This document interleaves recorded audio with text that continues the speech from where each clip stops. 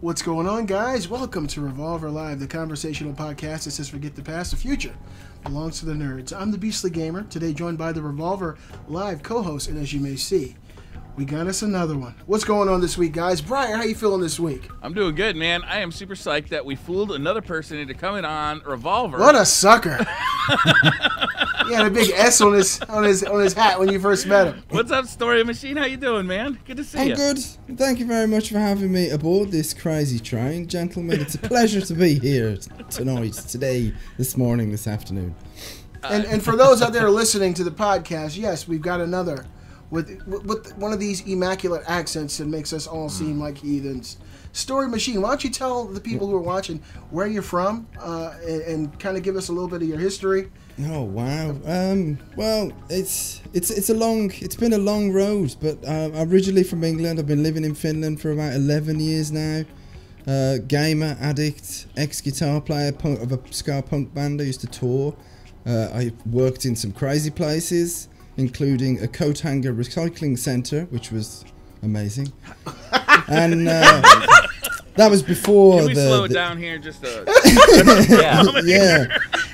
How do they recycle it? Do they make the coat hangers into new coat hangers like a phoenix from the ashes, or do they become other objects? You know, the first time you stepped into the Taken King raid and you're like, whoa, this is big. That's the general consensus of when I worked into Cork International, the factory that recycled the coat hangers. You were only allowed to work in 4-hour shifts because the job was so monotonous and deafening.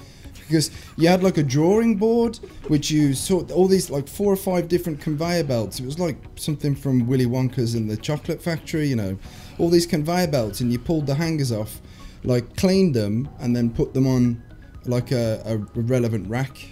And yeah, plastic hangers or metal hangers? Every possible feasible hanger creation in the world was where did all these hangers polished come wood from, ones. Story? Like I don't. When I do my recycling, I do my recycling religiously, but I've never sorted my hangers into their own bin. So I'm just wondering.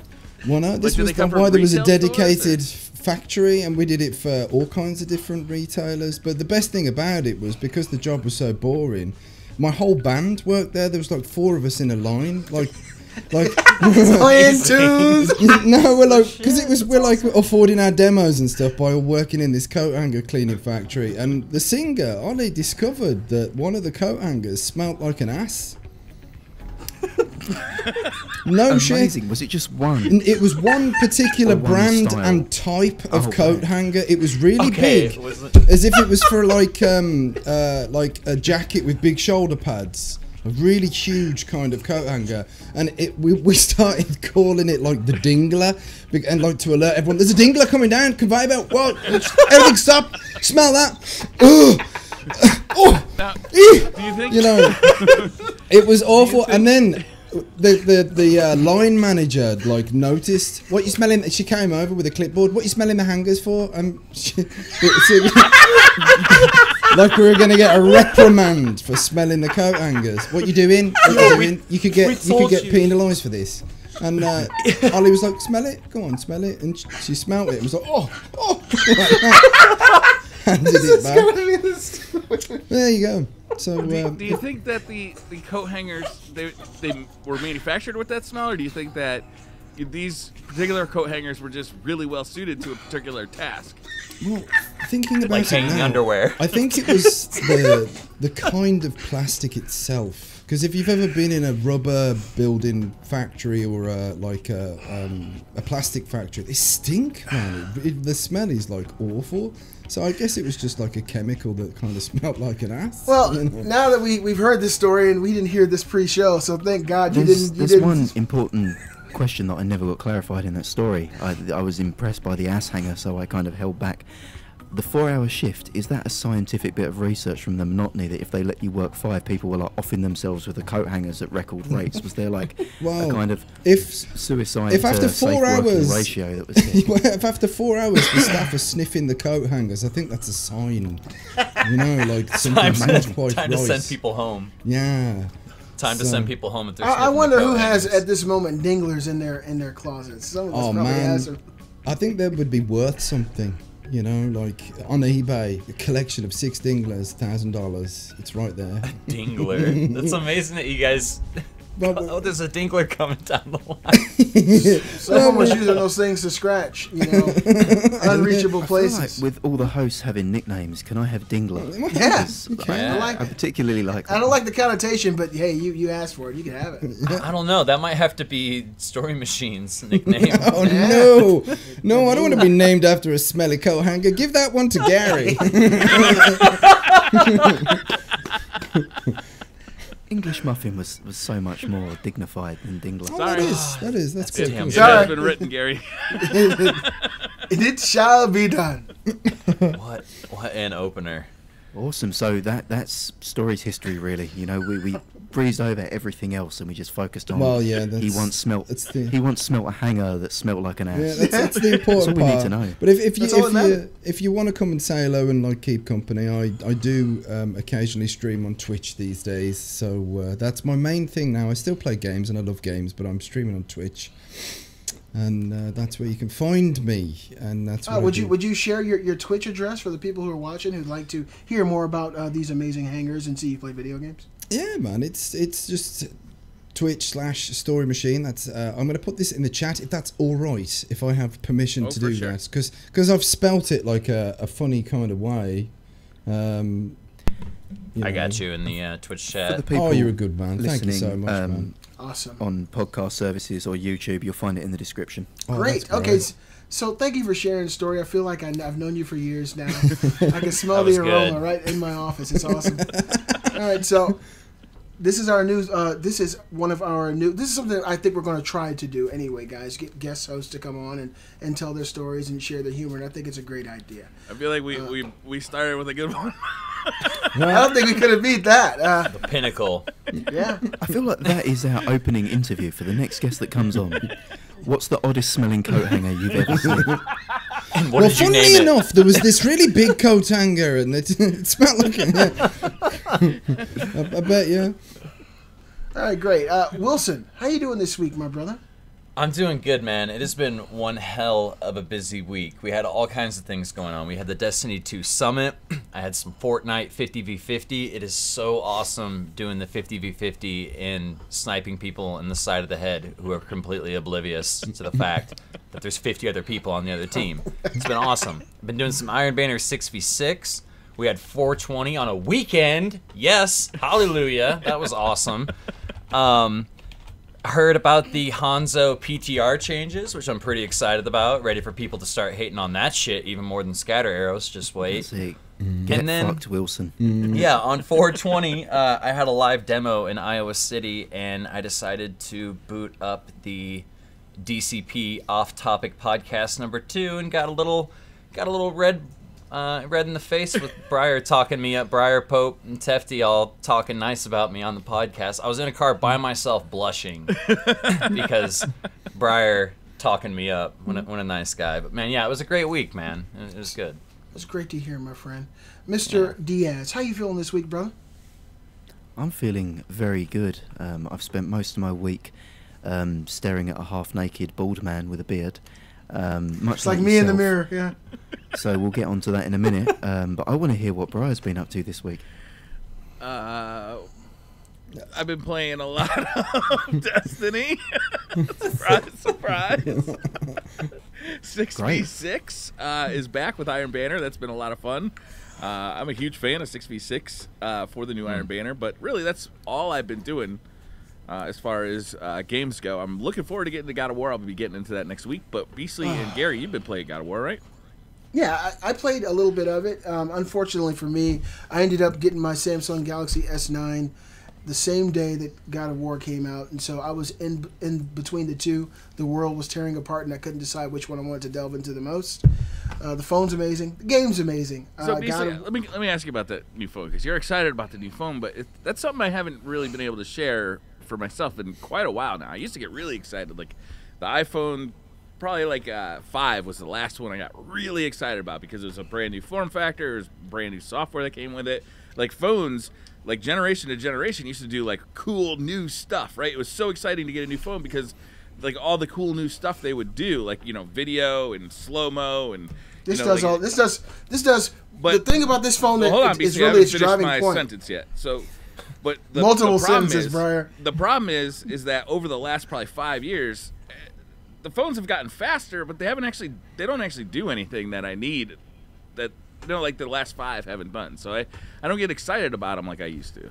Yeah, well, for me, that whole premise is slightly different because I've never been one of those guys like my brother Joe who stays up to date with the newest phone. Usually, I'm a few years behind what's the current new thing.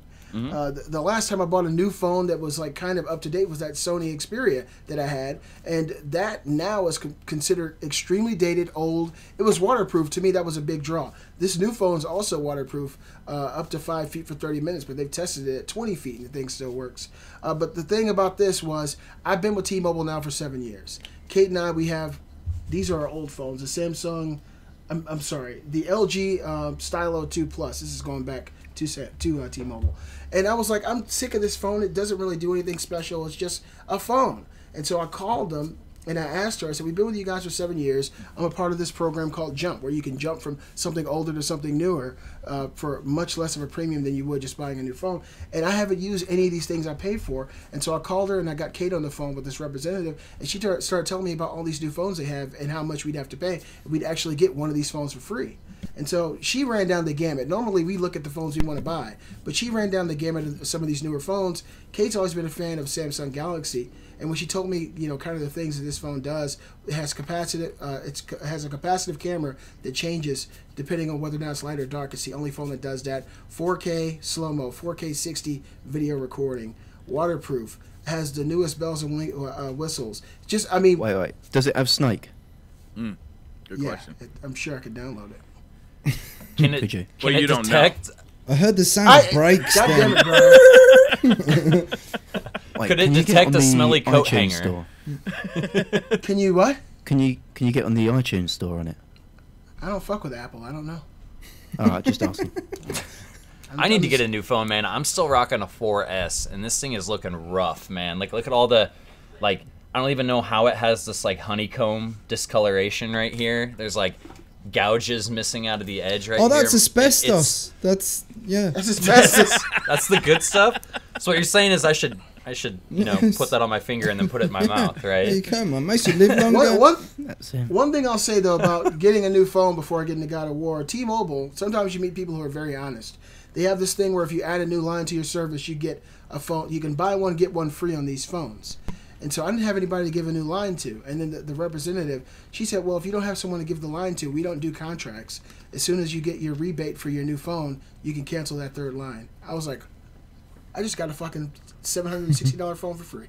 Thank you, lady. So it was really amazing for us to hear someone being that forthcoming with information. And so we got one of these phones for free, and it was awesome. On to God of War. I'm only about 6 hours into the game, 6 or 7. Kate and I have been playing. And it's been kind of a torn world, me going back to my phone, going back to the game. But from what I've seen, this is totally different from any God of War. Briar, anybody out there listening, there's going to be no spoilers unless Gary fucks up, because I ain't going to fuck up. But it's so far the best looking... I'm surprised you saw his dick in the game. I mean, it's an 18, but, There's a penis in a game. Yeah. Oh, man, Wow. big old dick. Wow. It swings Is it underneath the painted line too? cord. Is it also painted? I mean, you don't get to be God of War with a little cheese doodle. That's what I'm saying. Yeah. Well, I'm You surprised. know what I'm saying? Right, know what I'm saying? Show her. The red tattoo I don't know. he's got wraps all the way around it, It's impressed. In the reality, most gods of war, they tend to have small penises, don't they, really? Have you played God of War? Yeah, the You've seen the statues. women that this guy tackles throughout the campaigns of some of these other games? Multiple women. When he leaves there smoking smiles. Shit. The god Was of it the was God that- of War a woman? Huh? No, Ares. It was Ares, not Athena. No, she was the goddess of wisdom. Goddess. Okay, Yeah. my bad. Yeah. Been a There while. you go, Gary. Yeah, it's been a while. But I mean, I'm not gender shaming him though. Gender fluid. gender The gods. fluid. Who's to say that Kratos is... He might, identify as whatever he wants to, and he can't.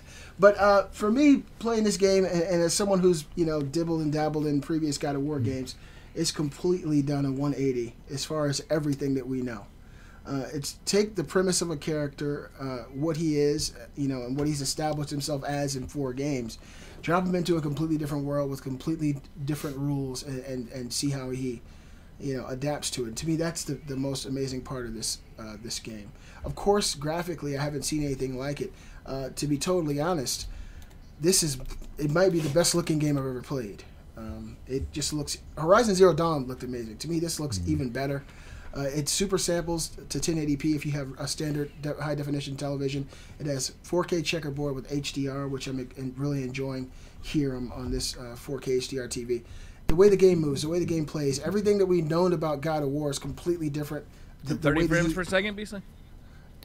You know what? It's 30 frames, but it still looks and plays smooth. You can to me. favour resolution or frame rate, yeah. So I've been playing at performance because I started on resolution, and 4K, fake 4K anyway, is all well and good, but like at 30 frames it struggles. I mean, God bless it. It tries its hardest to hit 60. It's like the little train that could, it's really trying. Your PlayStation's having a shit fit, and like the fans are going crazy, and it's like incinerating trying to keep up. It's like a drone taking off in your living room, Oh, mine lifted up. Crazy. My PlayStation. Yeah, I mean, I'd say, obviously we're not going into any specifics on it, so we're going to talk in really, really broad brush terms when we do mention it. Everything you've seen in the previews or anything that you would have watched, the E3 trailers, everything else, that will be like the first couple of hours of the game. This game's huge. That looks like that's, snapshots, vertical slices of the campaign. It's not. The game is, it takes you to places, and I'm talking like philosophical places that you just wouldn't see coming. You never know where the game's going to go. That's the campaign, and I can't go into any more specifics on that. I'm not finished on it, but what I will say is it's a really, really satisfying feel to the combat. Like, I would say God of War, the original God of War games, felt like a floaty kind of button mashing. Yeah, like a Nier Automata / Bayonetta kind of like, just hit the buttons and the character ping pongs around the screen. This feels closer to like almost like a Dark Souls kind of feel to it. Like there's a real heft and weight, but then they inject more and more complexity as the game evolves. So it's almost like the game is giving you a kind of non-apparent tutorial as you kind of like go through the game. You learn more and more abilities, more things unlock, more stuff happens. Stuff that you don't expect as well. Yeah, trying to be ambiguous on it, but you get complexity in there that makes the combat rewarding more so than just spamming square, which you had in the old games. Absolutely. And speaking of complexity, and of course no spoilers, the characters in this game, the main character in this game, so many layers that were never explored before. And it just breathes a whole new experience into God of War. I'm so happy they went in this direction. Gary, you know exactly what I mean. The struggle, the vulnerability of certain characters in the game. I can't believe it's a God of War game, to be totally honest. When you see the way that Sony Santa Monica has kind of gone layer by layer, building this world, building these characters, building the gameplay mechanic.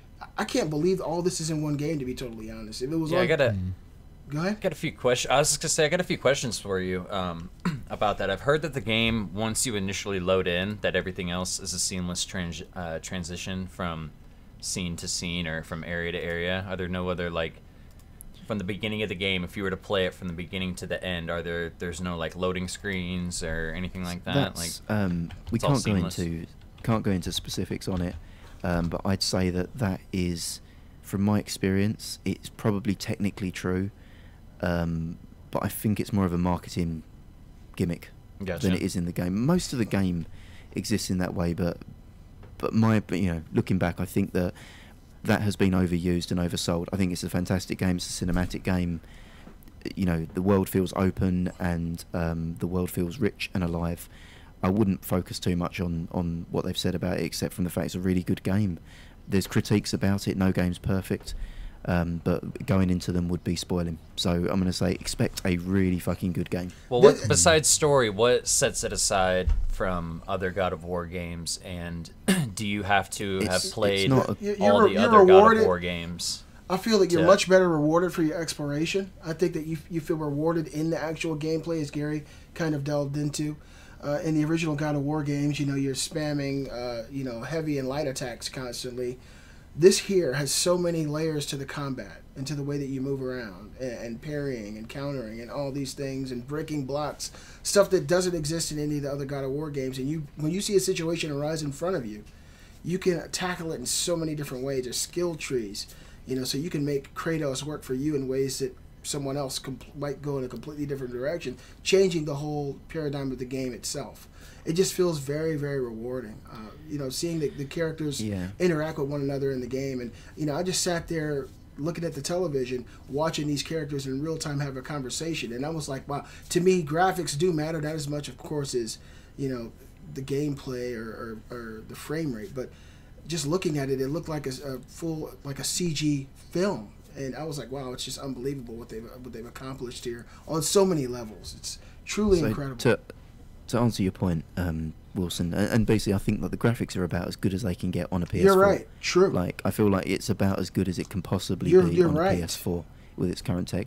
In terms of your points, and then we can move on, because I don't want, just spend the whole time we're still in the intro. God of War. What I would say about it is do you have to play the other games?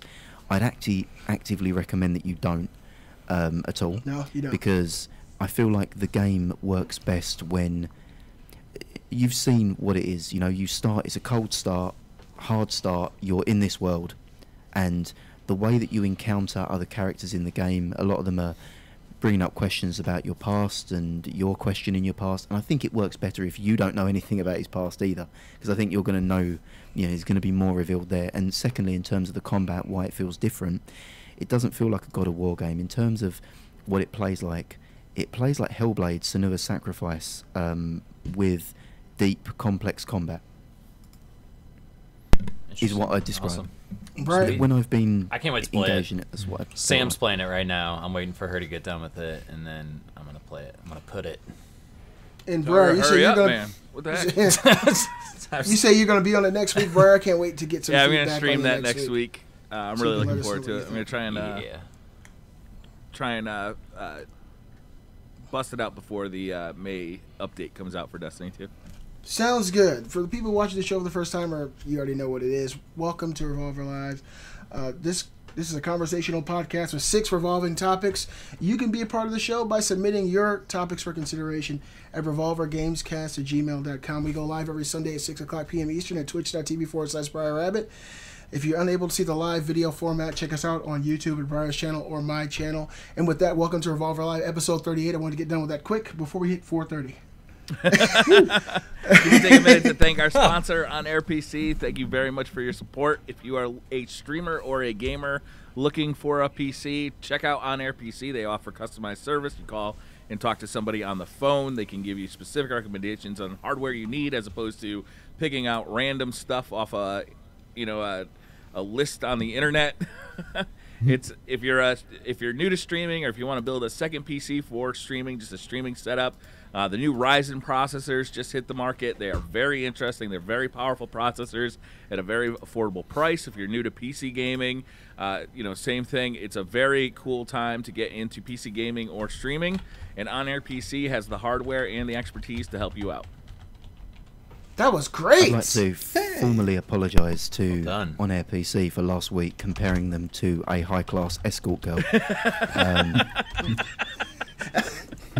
And for bringing it up again this week. We love you, Gary. And for next All right, what's week. our first topic? Oh, sorry. That's it. Go for it. No, Fucking the Gary, first that's topic this right. week comes from our glamorous guest, Story Machine. Story, would you like to do the honours and tell us what this autocorrect fails topic is all about? Well, it's exactly that. So let's talk about times where either an autocorrect or just a typo has either got you in trouble or caused great embarrassment of some description. So the other night, Sam works evenings most of the time during the weekdays, and on weekends she works during the day. So she'll close, and her bar stays open till 2 a.m., which I usually stay up till 2 a.m. So come 2 a.m., my mind is so chonged out, and I'm so tired that sometimes I'm not always thinking straight. So I usually always text her like, hey, I'm crashing out. I love you. or whatever, and I went to type "I love you, baby," and for some reason it just put "I love you, Abby," and sent it to her. That happens frequently. And Frequently. granted, she knew, like, she's, like, she could put 2 and 2 together and be like, oh, okay, he was trying to, but I didn't notice it or whatever, and woke up the next morning and had to get up before her, and, like, just happened to look at my phone and saw that I had a text message from her, and she's like, oh, Abby, huh? Like, who's Abby? Like, Kappa, like, just kidding, like, it was pretty damn good. That's one instance. I feel like women's names, though, frequently come Yes. up. Like, other women's names frequently come up. Like, autocorrect wants you to get in serious trouble with your fucked. significant other. Oh man, But even, like, people that you have no relation to, it'll come up and you'll type, like, see you later, and it'll be like, Ashley. You're like, what? Like, just put a name in. What? Apple does this weird thing. If you hit spacebar, it just puts a name in there. Yeah, Like, it just random. automatically. Yeah. It'll It's automatically guessing. do the autocorrect without like kind of highlighting anything. So it really kind of happens stealth mode. And if you don't reread your tweets, I mean, how many tweets I've sent out that have like completely the wrong word in them is numerous, right? Yeah. And you can't even say that you fat fingered it. Like it just does it. The phone is like, I'm gonna sabotage your life, and there ain't a goddamn thing you can do about it. You can do about it. You're fucked. You know, like I also find that on the autocorrect thing, autocorrect wants to invalidate your point in any argument. That's what I've found, right? Because my autocorrect, it may be just not mine, but Apple autocorrect hates foul language. It's a real like parental thing. Whenever I put anything that's like you're really angry at someone and you want to like go into them, you want to put like bitch or fuck, you end up with like birch frequently. Yeah. Like I'll get the tree like the birch. That's what this phone does. So I'll be like, I hope I never see you again, Birch. And then it's like completely. An like, ass turns into ruin the R's. insult. Or A-R-E. This phone doesn't, you can't even save curse words. This is the one that's going back to T-Mobile. Bye, bitch. But this one here, By Birch.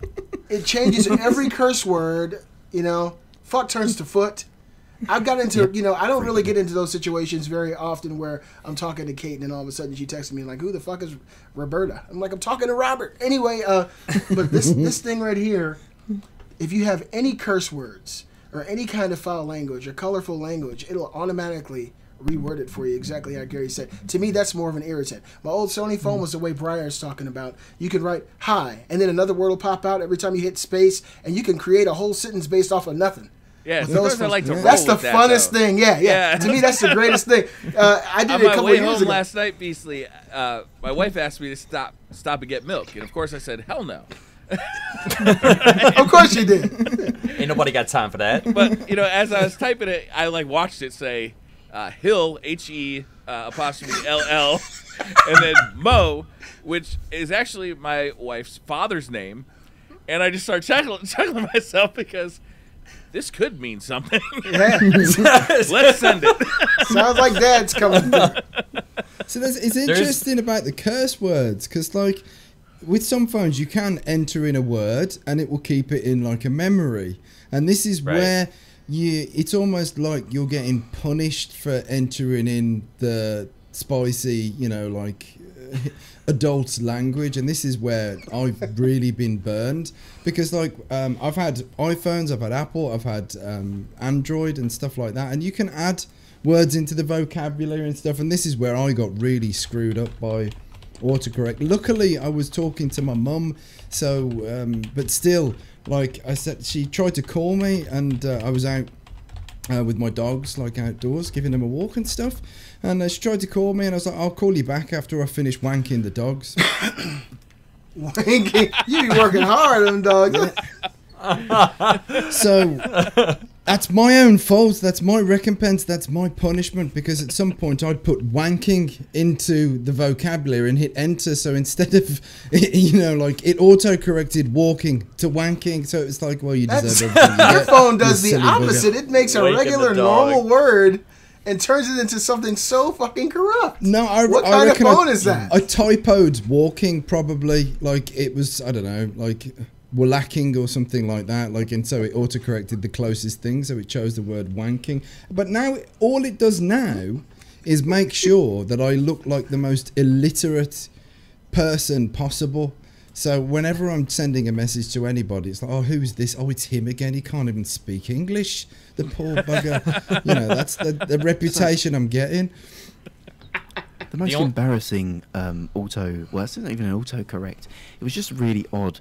Funnily enough, it was actually in an Apple store, of all places. And they have them phones open to, like, everyone. Like, they just have them out on display, like demo phones. Right.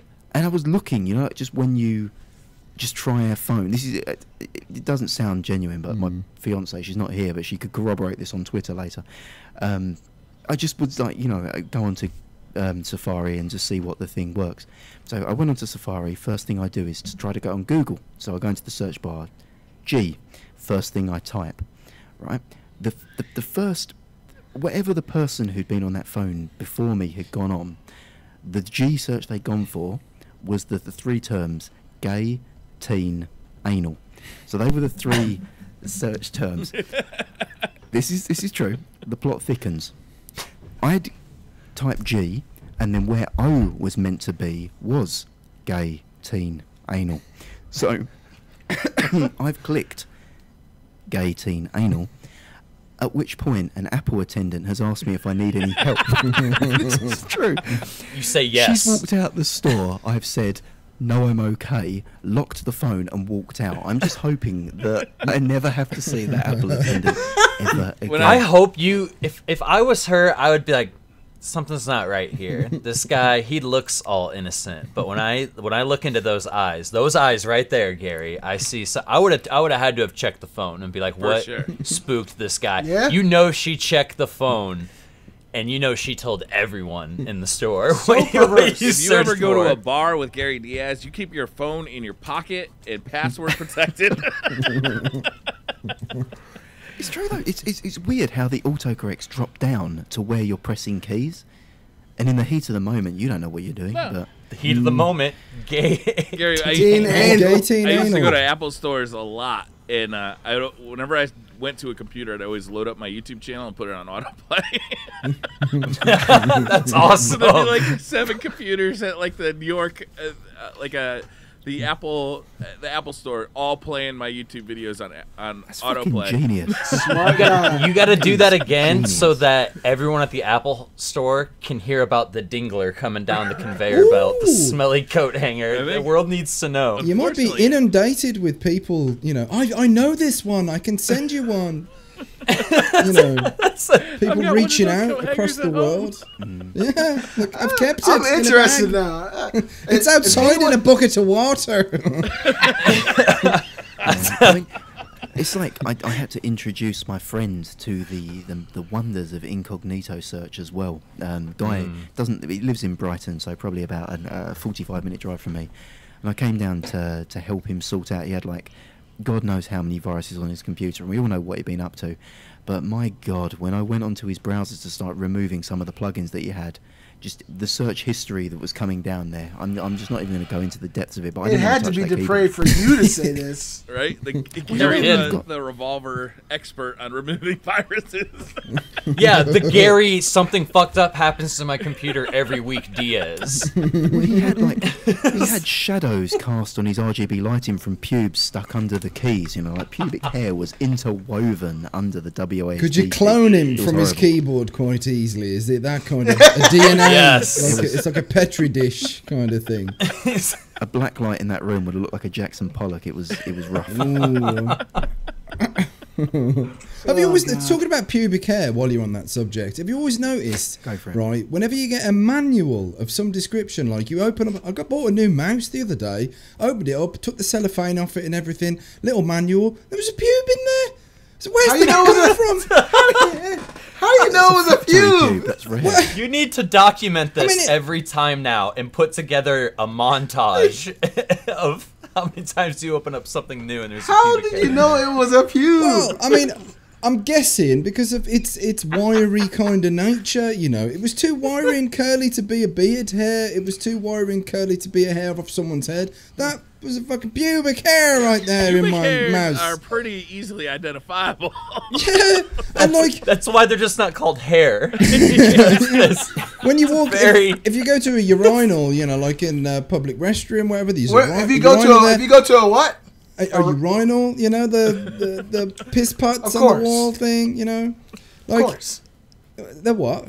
What was I it said, called? of course. Oh, of course. I thought there's a new word that I hadn't known for a urinal. Like, I mean, what other words? I just love to hear you. I love to hear you say it. All right, urinal. Ooh, I got a piss. But yeah, you know that the hair sitting in the bottom of that sucker is definitely not from someone's head.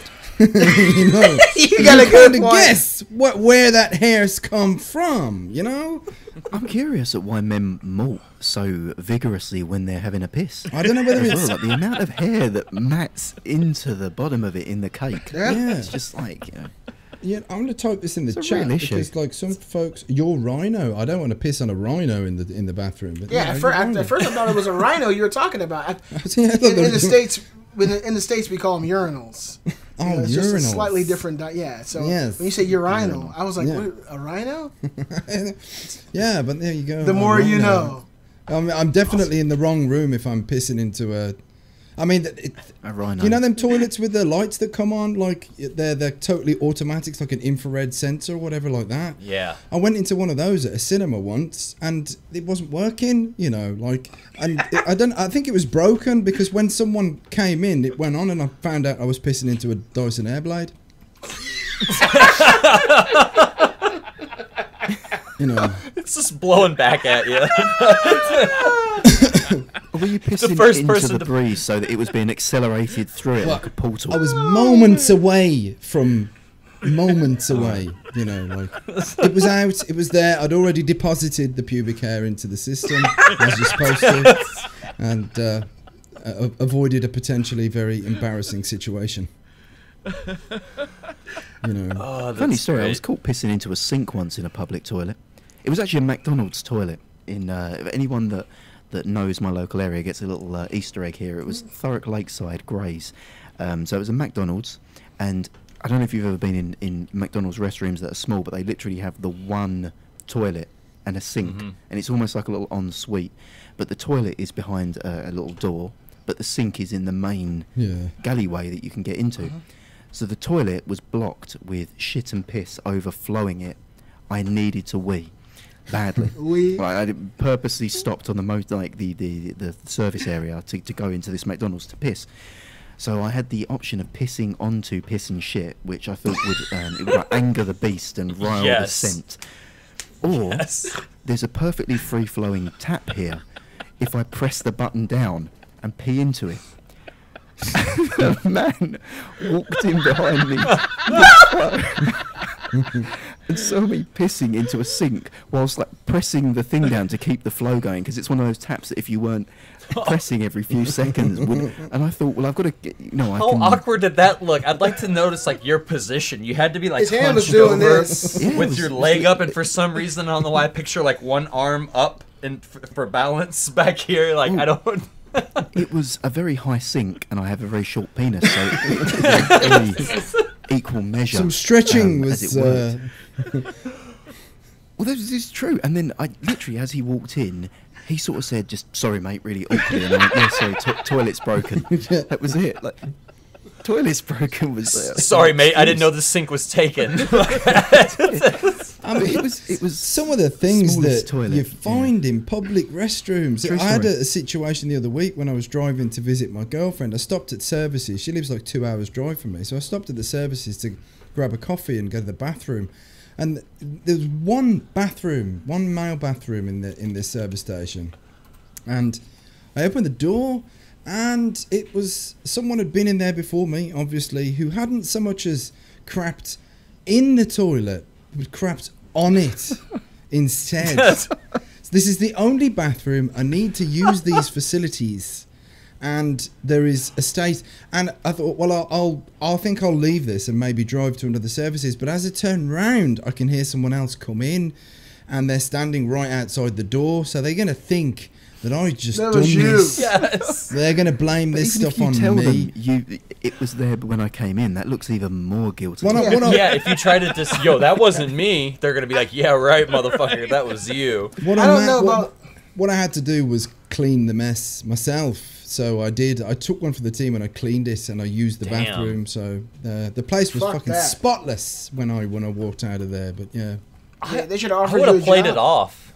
I would have just played it off and walked out and been like, good luck getting past that. fucking Just Rhino. walk out. The Rhino's been in there, fam. You may as well just turn around and go back to your car, mate. But That- you get that frequently in Europe. Like, it's not too bad in the UK, but in Europe they have those. Have you ever seen the? I think they call them the squat toilets. They have them in French service stations, like motorways. Effectively, picture this now. It's 2 troughs for your feet, Oh, I have seen porcelain these. troughs, and then a hole in the middle. And sometimes they're gracious enough to give you handrails so that you can enter into a kind of a squatting position. And then just there's no seat, no nothing. It's just a hole in the ground, and you have to aim the turd so that it drops. So, It's a true story. Yeah, is- fuck is there that. any chance French that squat it could end up toilet. somewhere else, like on another Yeah. person? But, you know, Or in your 'cause that, pants? It will frequently, Yeah. it will frequently what goes up be, must come down. You know? it will frequently be on the primitive. footwells. So the left and right footwells, either side, where you're meant to put your feet to position the anus perfectly Yeah. above the drop, will often have the remnants of the person who's been there before. The squat toilet is a ridiculous idea. You for know a what I public picture? toilet. I picture the old World War II bombers where they used to just open the bottom and push the bombs out. There was really it was more accuracy by volume back in the day. Mm-hmm. Like, that's kind of how I picture that setup. That sounds very primitive. The most fucked up thing I've ever seen in a bathroom was somebody definitely took their McDonald's food into the stall with them, the tray and everything. And when I went to go into the bathroom, they like finished their food, like the tray was in the bathroom, like they had just taken it in. There was a guy down here a few years ago who got arrested because he was hitting up. It was McDonald's. And this is the craziest shit ever. It had to have been about 8 years ago. I forget if he had like a moniker or a name. But what he would do, he'd go into McDonald's, he'd get a large drink, he'd drink the drink, he'd go into the bathroom, shit in the cup, come back out into the restaurant and leave the cup on a table. And so this is happening all over Atlanta. And they finally caught the guy. You don't remember if he had a moniker or name, like what, the shit bandit? Like what would that be? I guess Santa the sticky Claus. bandit's already taken. You know. Yeah, so- oh, Yeah, wow. and that, I- ladies and gentlemen, is how autocorrect fucked us. Yeah. That was a More you know. meandering 20 minutes through Well, God knows where. We've kept it to task. I gotta say though, as someone who just met Story, I love you, brother. You Yeah. nah, definitely- right back at you, man. I love you, man. Thank you very much. As Right we back at transition you. off, for those of you curious to know what a squat toilet looks like, I did place a nice link for you in chat. That's a bonus for anyone listening. That's I a gotta risky see click. this shit. That's a risky click right there. I'm about to see it right now. So, And it's like World as War I- II bombers, man. That's all that is. Oh like, fuck As I that. it's a true story. As I introduce our second topic, you guys can enjoy that vile toilet. So our second topic of the night is a more serious one. And it's, well, I say serious, it's not about shit and dicks, but I'm sure we can make it happen. Yeah, give it time. Reviewing early access games, is it ethical? Do you agree? So this came about on the back of earlier last year, I guess it was, or later last year. IGN gave PUBG a score during early access, mainly because millions of people were playing it. It's something you could buy. It was a Game of the Year contender. It was. And just recently, last week in fact, IGN reviewed The Hunt Showdown, which is a game Briar and I enjoy and have played. Drifted up a little bit lately, but still a game that I say I enjoy. They gave it a 7.5, citing that there were some technical issues and the game required quite a high performance rig to run. But a lot of people were quick to call them to task on that, saying, well, the game's early access, what did you expect? You're marking it down for technical issues, it's early access. So Dan Stapleton, who's the head of reviews at IGN, came back and challenged that and said that they will continue to review early access. They won't call it a preview. A preview is a game that you can't play yet. That's something that's behind closed doors. If you can play a game, you can download it to the general public or you can pay to access it, then they'll review it as a released game. And if they need to re-review it at a later date, they'll do that, but it will be called a review. And wouldn't take any of the criticism and said, no, it's ethical to review a game if you can pay for it. So I just wanted to table that and think, do we think it is fair to review an early access game alongside something like God of War? Is it fair to look at The Hunt and give it the same scale of 1 to 10 that you would something like God of War? Only if you're willfully ignorant of the facts that it's not complete. If you're the kind of person who says, I know that it's going to end up being better than it is, it's aspects of the game that don't exist now will exist, but I'm going to pretend that I don't know that and still review the game, then yeah, you can review it. I don't think ethics, I don't know if I would call it, an ethical argument or versus just a complete or incomplete argument. To review something that's incomplete to me is foolhardy. It's not a complete product, and you know it's not complete. And that's just my perspective on it. I disagree with you there, BC. I think that if you're charging money for things, for something, that you are putting a product out there, and whether you say it's version 0.5 or 1.0, doesn't really matter. You're charging money for it, and for just that fact alone, I think that it's going to get reviewed because people are going to want to know, is this worth my $30? Is this worth my $60? So yeah, I think that once you put that product out there and you're charging money for it, you got to be willing to see it reviewed. Yeah, well, I believe that if you're going to review an incomplete product, then that should be stipulated within the review. For sure. As they stated, they're not going to change that. They're just going to review it as they do every other game on a 1 to 10 scale versus saying, this is an incomplete review. We will release an updated review at the time that this game is, complete. When is a game complete, Beasley? So the argument that they made there, to add a bit more salsa to the mix, is that, right, why should a product be immune from criticism because you've decided to release it early? If you waited and released it later, you could call out all the faults in it there. If you're charging for the product to get it out on the market, whether you call it early access or not, you're still deciding this game is in a saleable state. It's something that I want to release. Early access now is like the new buzzword for just getting a game out in a broken state. Generally speaking, you put it out there, there's bugs we need to fix, we don't want to go through the quality assurance of fixing them, we want to get the revenue stream up and running. And as Briar said, the reason IGN are saying we're going to call it a review is because for me as a consumer, I can spend $30 on Burnout Paradise. I don't know, I'm just saying a game that's a $30 game and a released product, or I can spend $30 on The Hunt or whatever it was. Both of them to me are a $30 investment. Both of them are a game that I want to play. Should I not know objectively if this game is worth buying right now? Yeah. Why do I have to I think stipulate? that's Why fair. does it get a saving grace? Also, when is a game complete, right? It's like, you could argue that Destiny 1 wasn't a complete product till, 2.5 years after it came out. I think that a big defining factor of that is when the developer says it's complete. Bungie didn't release Destiny 1 on release day and say this is an incomplete product. No, they just said maybe they should have. Yeah, well, that's the consumer. But when you have games like Hunt, Showdown, or PUBG, these games that the actual developer is saying that it's in early access, it's not a complete product. I think that once that developer says, okay, this is a complete product, we will still release updates and patches to optimize the game, but this is the product that we envision. I think that's a different set of facts, and I think that it should be looked at differently at that point. I don't think there's any issue with doing a short-term review on something that's released that you paid for that is a work in progress, but I think that needs to be stipulated within the review.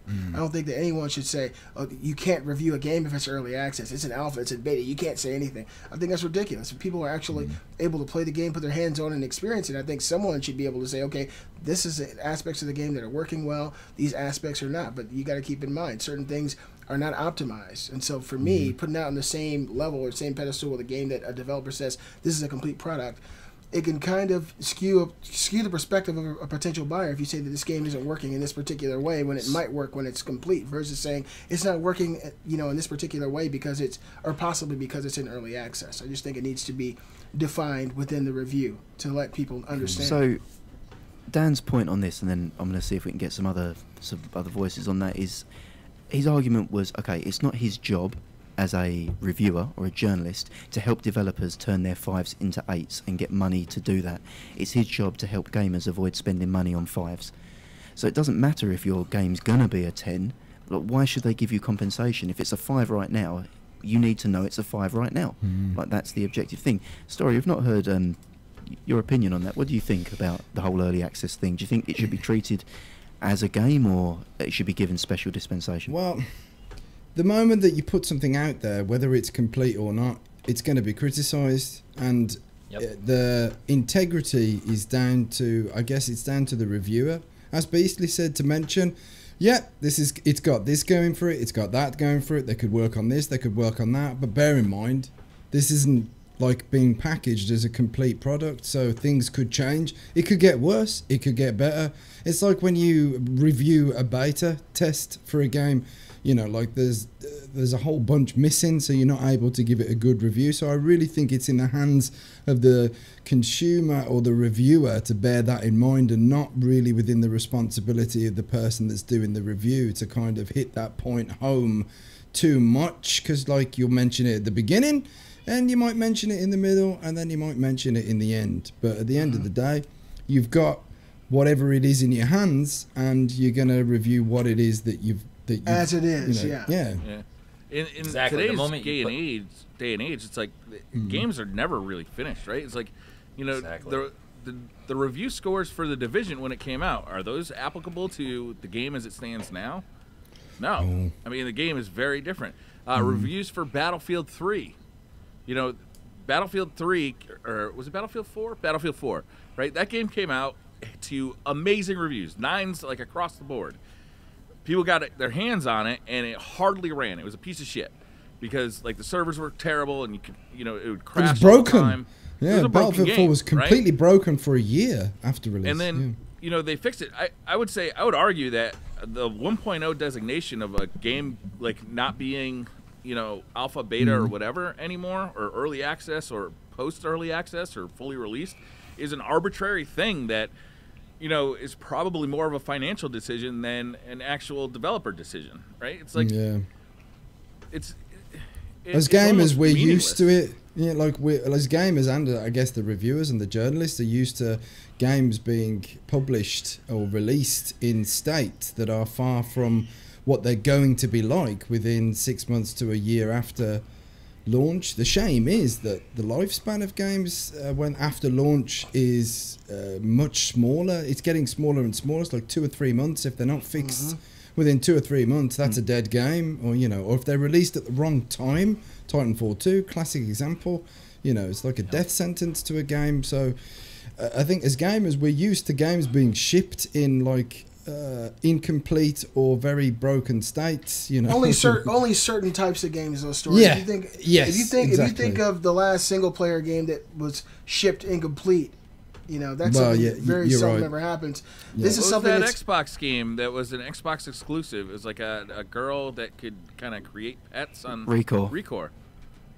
Haven't played it, but that's few. Wasn't one of the Assassin's Creed's broken to shit? That's Unity was terrible. Unity. Yeah, Unity. Like people were collapsing through the floor. Like NPCs were like literally like a smushed pile on the ground and stuff like that. The point I'm making is those instances are few and far between compared to the multiplayer instances. There's a lot more that goes into creating a multiplayer ecosystem for people to come and play. And a majority of these big, AAA kind of games that have come out and shipped with issues centered around the multiplayer experience. Yeah. Of course, there are going to be games that come out and they're not going to work as the developer intended. But again, we're talking about games that are shipping with the notice that it is an alpha or beta. These games that we're talking about, Assassin's Creed, Battlefield, they shipped. EA, the developer, said that the game was complete. That's a completely different thing. You can trash that game, in my opinion. But if a developer's making a game, it's an early product that you don't have to buy. But if you want to see what they're creating, and with the understanding that it's not complete, it's going to change over time, that's different, because the developer is telling the public, we're not done with our vision. But if you want to see it, if you want to help support it, then you can at this point. I think that's the defining difference of a review of a game that's in alpha or beta versus a game like Destiny. The developer said, hey, this is our product. People didn't like it. The consumer didn't like it. People, rioted in the streets and they didn't like the game.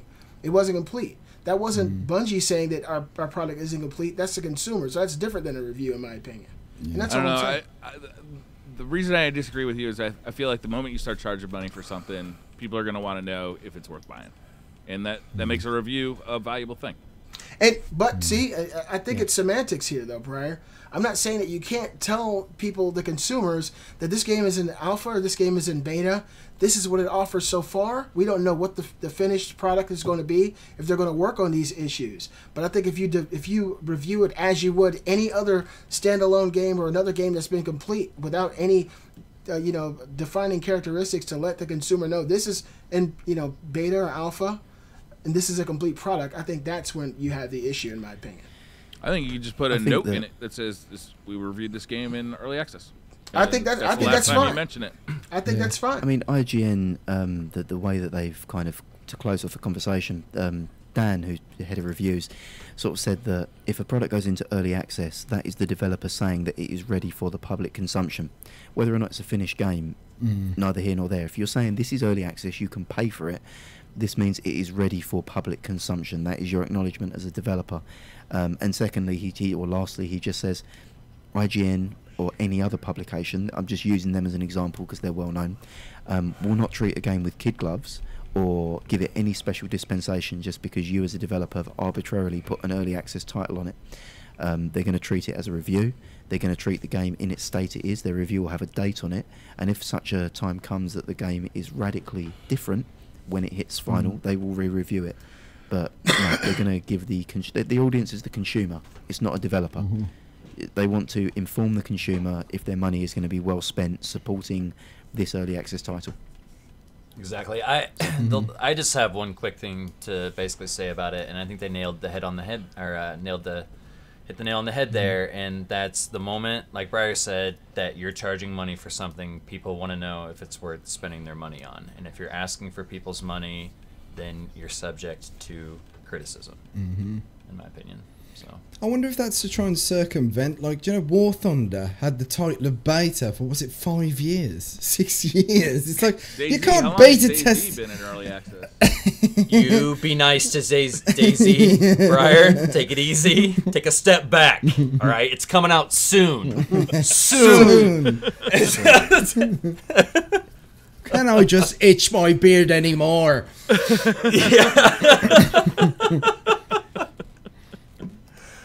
So, Briar, I hear the hosts of Revolver Live are going to be starring in a TV show. Yeah. Is this true? All right, next topic. I thought it'd be fun to kind of just jump into kind of a theoretical. If the hosts of Survivor, Revolver Live, were to either host or be the stars of a TV show, and we're gonna include story in this, what TV show would it be? Would it be a reality show? Would it be a an acted TV show? And then once we get the host's opinion here, I asked this question on Twitter and got some pretty interesting responses, so I'll read those out for everybody. Man, I think it'd have to be a reality show. Yeah? Right? Like, absolutely. Like, I mean, first of all, like, I don't know what channel we'd be on because we'd have to have Gary on the show. So I don't know. Maybe if this would be like an HBO special. Yeah, HBO, or we get kicked off the air episode 1. Maybe some Skinamax after 10 p.m. on Cinemax. No, I think it'd be great. A reality show. You've got the Atlanta Anaconda himself. You've got Briar and Story, the Twitch personalities. You've got Gary, who, I mean, let's be real, anything the guy does is entertainment. I mean, Gary. You could have him in the corner, wanking it to Galgun, and he Pretty accurate. You got Gary in the corner with his Vito whacking it, and then you got, definitely would have to follow Story Machine to his part-time job at the coat hanger factory so we can get some of those dinglers. Maybe that's what it is. Maybe it's Laverne and Shirley, except we all work at the coat hanger factory. Dude, I would so work at the coat hanger factory. It would be like the contemporary roots, the social impact it would have on like hanger factory workers would be like the oppressed, rising up against our white collar bosses at the factory. I like this. I like the idea of it. And you can do it by grabbing hold of these sitcom. coat hangers that smell and using those as weapons to protest and all this kind of thing. Yeah. There you go. knocking people After out. every episode, somebody dies, kind of like Kenny in South Park. South Park. Somebody You gets killed Gary. killed by a coat hanger beating. You killed Gary, you bastard. Coat hanger beatings. I think Shawshank. that we would survive well, or maybe not survive well, in like a Star Trek type of world. I think that Star Trek would work for us, and I could see us all doing something. I could see Story, down in below decks, hanging up clothes and smelling every coat hanger. Coming up and hanging out with us in the captain's quarter. Gary, you could be He's the coat hanger inspector of the USS Revolver. Hey, look, this is the future. We all get paid the same amount of money. Gary, you would be the new Scotty. So you would be taking care of our... I'm not Scottish. Well, it's close enough. You are now. You are now. And so you could take care. do You a could take care of Scottish our accent. engines, and like you could tell us how many frames the ship is moving when we hit maximum warp. I'm sure we'd have an enlightening situation to sit down talking to Gary about how many frames we were moving. I'm trying to think what Wilson would do. I think Wilson would pretend to be really, really busy, but behind closed doors he'd be getting baked somewhere on the ship. You walk into like the holodeck. I'm the herbologist. Walk into the holodeck, you're like, what does that smell? Oh, Wilson is definitely the science officer, and every time he looks up from that little thing that Spock looks in, he's just like, Yeah, my mind's just blown. You're like, what is it, Wilson? I don't fucking know, dude. I do think, That's like in Mass Effect when you got the ship's botanist, he's just got a load of plants Yep. in a room. It'd just be Ship's Wilson. botanist, right there. That's a good title, isn't it? Yeah, What do you you do find for a it- living then? I'm a botanist. The ship's botanist. Yeah. yeah. That's it. He's We only have one. I only have one kind of plant on board. intergalactic weed. You can cook a with good it. one. You can sit in your room with Intergalactic it. botanist. It's the bubonic chronic. And so Briar, I'd be the captain of the vessel, and Briar would be Ooh. my number 2. The fuck? Yeah, and he'd be constantly First mate. planning a mutiny because he wants Constantly. Look, I want to fucking get home. Okay, we're lost out in the universe.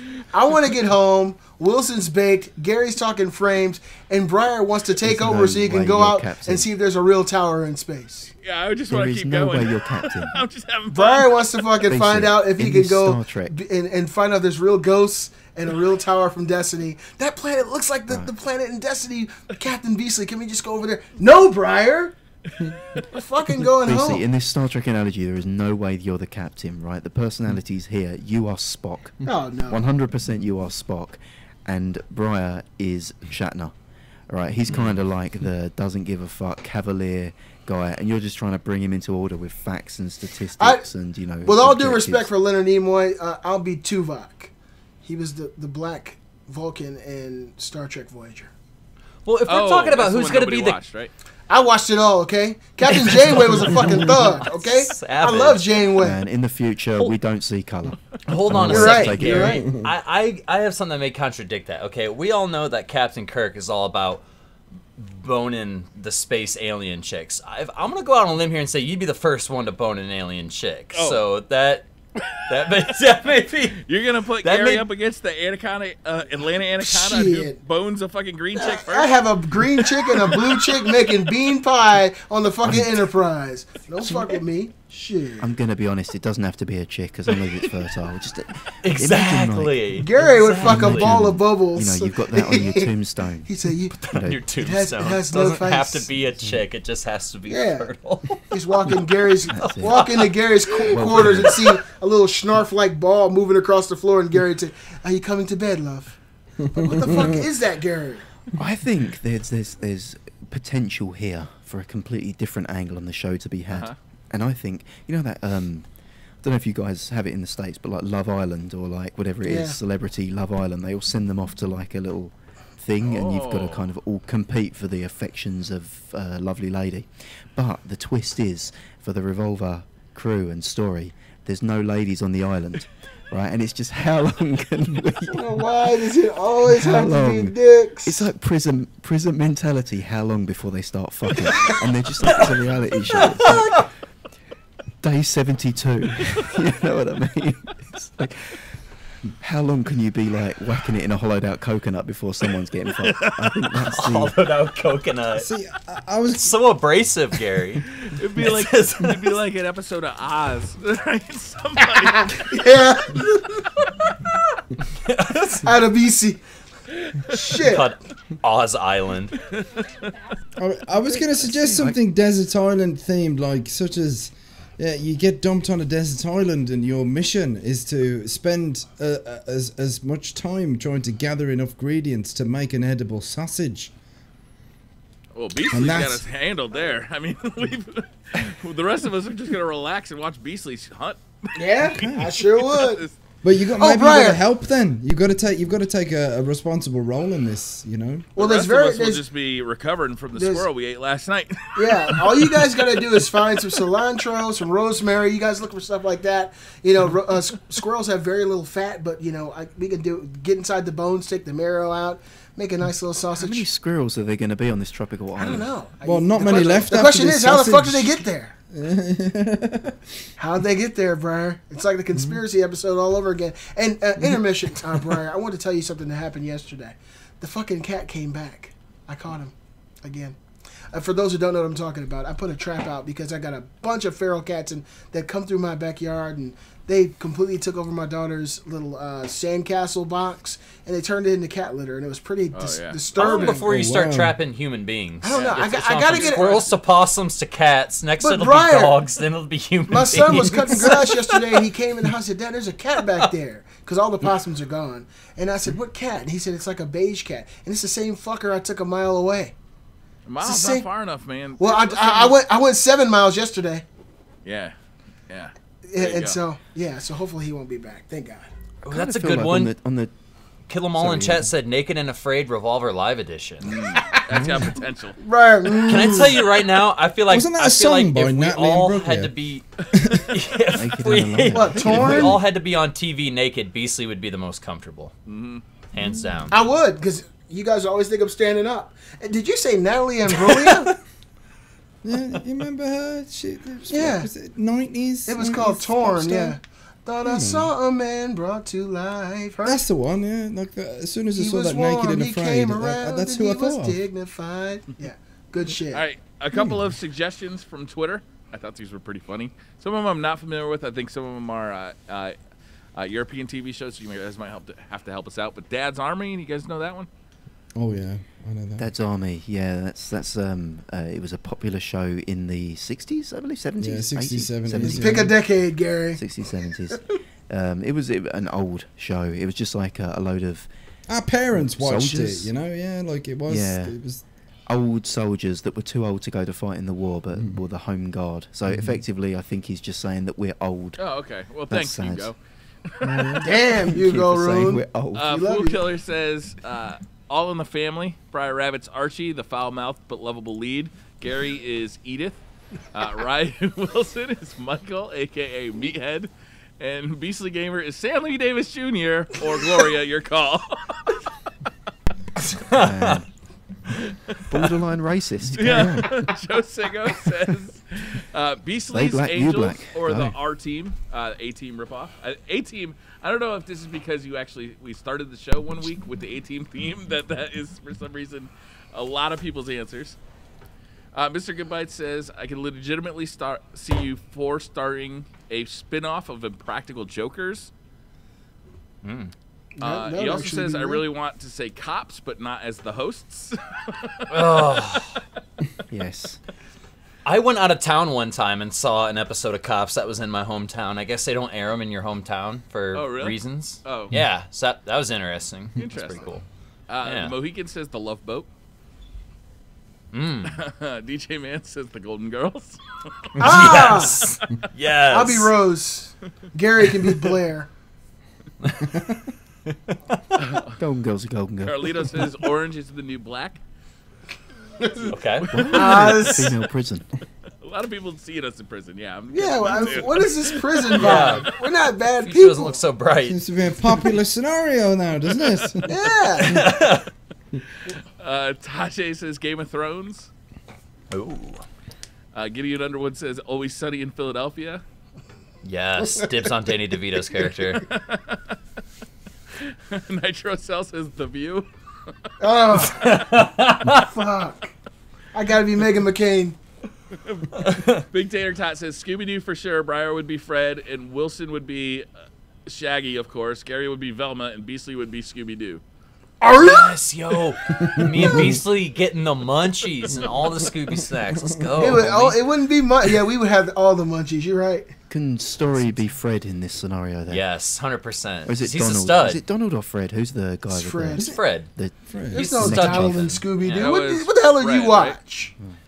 Yo, fucking I know. heard that they wore those handkerchiefs because that was a sign that you were swingers back in the day. Oh. That you were a swinging couple. Velma More reason and for Daphne Story. were fine as fuck, man. Those are some bad bitches. Word. Yeah.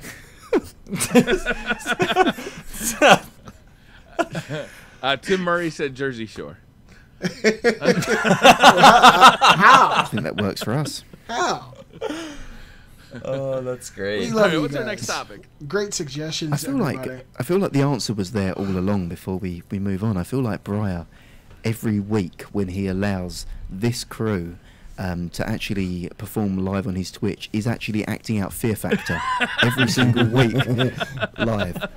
You can see perspiration come down when he's like, what the fuck are they going to say? That's true. It's just terms of service being scrolled frequently as we go through. Oh, I can let that one slide. Ooh, I don't have to be mad about that one. Amazing. Beastly, you were going to take us home with the lost... Well, take us home. We've still got some time here. The lost joy of single-player games was your next topic. Tell us about the lost joy of single-player games. Of course, single-player experiences are a big part of gaming. More and more, though, we see developers focusing on more multiplayer experiences. I love single-player games and the peaceful and personal experiences within them. For me, sometimes multiplayer games are a more stressful encounter as you're constantly competing with other players like Briar, Wilson, and Gary. It just makes me feel great seeing developers like Sony Santa Monica and games like God of War leading the charge for penises. For AAA single-player games. You just juked him on the teleprompter. You just made him fucking say it. What are your thoughts on single-player games, the state of single-player games? To me, we've been really focused. Thanks a lot, Briar. You got me again, you fuck. Let me tell you guys. For listeners who don't understand that, do you want to elaborate, Beastie, and tell us why you just said penises? But it wasn't a stroke, if anyone's concerned. Yes, Or was I still have all my mental fortitude. During the moment where I was putting in my topics, I went back to proofread them, and I said the lost love of dicks, and I was like, I didn't write this topic, and I saw Briar changing my words. We use a Google Doc, a shared Google Doc for our topics, and we can all edit it at once. You can actually see, like, if somebody else is in there editing, and often on Sunday we'll catch each other kind of editing. First time they got me. To mess around with Beastly a little bit. I changed it, but he changed it back. Oh, that's But great. for me, guys, the single player game, there's been a lot of talk about, the single player experience kind of drifting away and people becoming more focused on, more and more the multiplayer battle royale. That seems to be like a really big thing. But even recently, games like Wolfenstein 2, right? Games like God of War and games like Horizon Zero Dawn, some of these games to me have been more of a personal experience. They offer something so much more personal to me than God damn it, Briar. than going out with your friends and playing games. And sometimes to me that's a needed experience. Do you guys love single player games, or are you more into the multiplayer experience now? I mean, man, it's got to be like a really captivating single player game to get me in. Like, not only does the story got to be good, but like the mechanics got to be good. There's got to be stuff that keeps me coming back, because like when I get done at the studio, man, and I come home, like I'm kind of thinking to myself, well, who's gonna be online? You know what I mean? Who am I gonna meet up with tonight and do Fortnite or Radical Heights or Destiny or Overwatch? You know what I mean? Like, it very much has become more about the multiplayer to me recently. I am very excited to get into God of War. Sam is currently playing it right now, so once she's done, Is she liking it? Yeah, she's loving it. I mean, God of War has been her jam since. So is Kate's the same way. So, yeah, no doubt. And chicks dig Kratos. Yeah, sure. they do. I really do want to get back to, a lot of single player games, but I can't help but find myself, man, that when I'm playing a single player game, I'm sitting there and I'm wondering what the hell everybody else is up to, man. Like, it's really hard for me. I have become more of an introvert in real life and more extrovert in gaming. Extrovert online with gaming, whereas I kind of used to be the opposite. But yeah, man, I just go to the studio and go home nowadays, dude. I'm such a homebody, man. So when I get home, I'm like, what are the boys up to? Have a bunch of kids, Wilson. Playing? What's Beastly playing? What's Briar playing? Gary, we know what you're playing. You're fapping it to Galgun. Let's be real. I'm going to live stream. Gary, I'm going to play that. I'm going to live stream it. I don't think you can. No, you shouldn't. I don't think you legally can on Twitch. No, you can. It's actually, there's not that much nudity, but you don't get the full experience if you're being watched. You want to let nature take its course. Or maybe you does that mean? Get the full experience being watched. Maybe you do. Depends if you're into that. So it's really that bad. I still haven't played it. Wow. No, Honeycomb Studio, the other shit that you've got, that's banned on Twitch. Oh. The other stuff you've got is actually banned on Twitch. Galgun isn't. Stories. That was a Freudian slip and a half. That wasn't Honeycomb. That's not getting buried. That we're putting a spotlight on that one, man. Well, I'm going to be honest. Honeycomb Studio as a game concept, which is probably where the slip came from, is you are managing a studio of cam girls. It's something I actually recommended Beastly download. It's one of his 19, what was it called? The Honey Sakura bundle, which I got you for $8. It was a great investment. Something tells me Honeycomb Studios is already taken. I think so. Something. Whoever's got the original trademark on that one has probably got quite a sizable bank account. Honeycomb Studio. I think I'm Googling it. So guys, and it's definitely not a weapon that's been in a COD game. It's not a COD bird. It could be a Destiny. It sounds like a Destiny 2 exotic. Oh my god, that's a PlayStation exclusive. I marry Wilson a little bit here. A game has got to be so damn good as a single player experience to captivate me, because I am feeling those same emotions that Wilson is feeling. What are my friends up to? What's going on in this multiplayer game? It's fun killing NPCs, but it's more fun killing real people. Like the last single player game that I really got into was The Witcher 3, and I'm hoping that a game like God of War really does drag me in. But it's like when you have a loot game, like God of War has a lot of loot in it, or I'll use Assassin's Creed as an example. Assassin's Creed Origin had a Destiny-like loot system, but it was so unsatisfying being you're getting this cool loot, but you got nobody to show it to because it's a single-player game. Like the progression of your character and the customization of your character in a single-player game, to me, is never as satisfying as in a multiplayer game, because you don't have you can't share that. You can't share that expression of individuality because you're in a single-player game.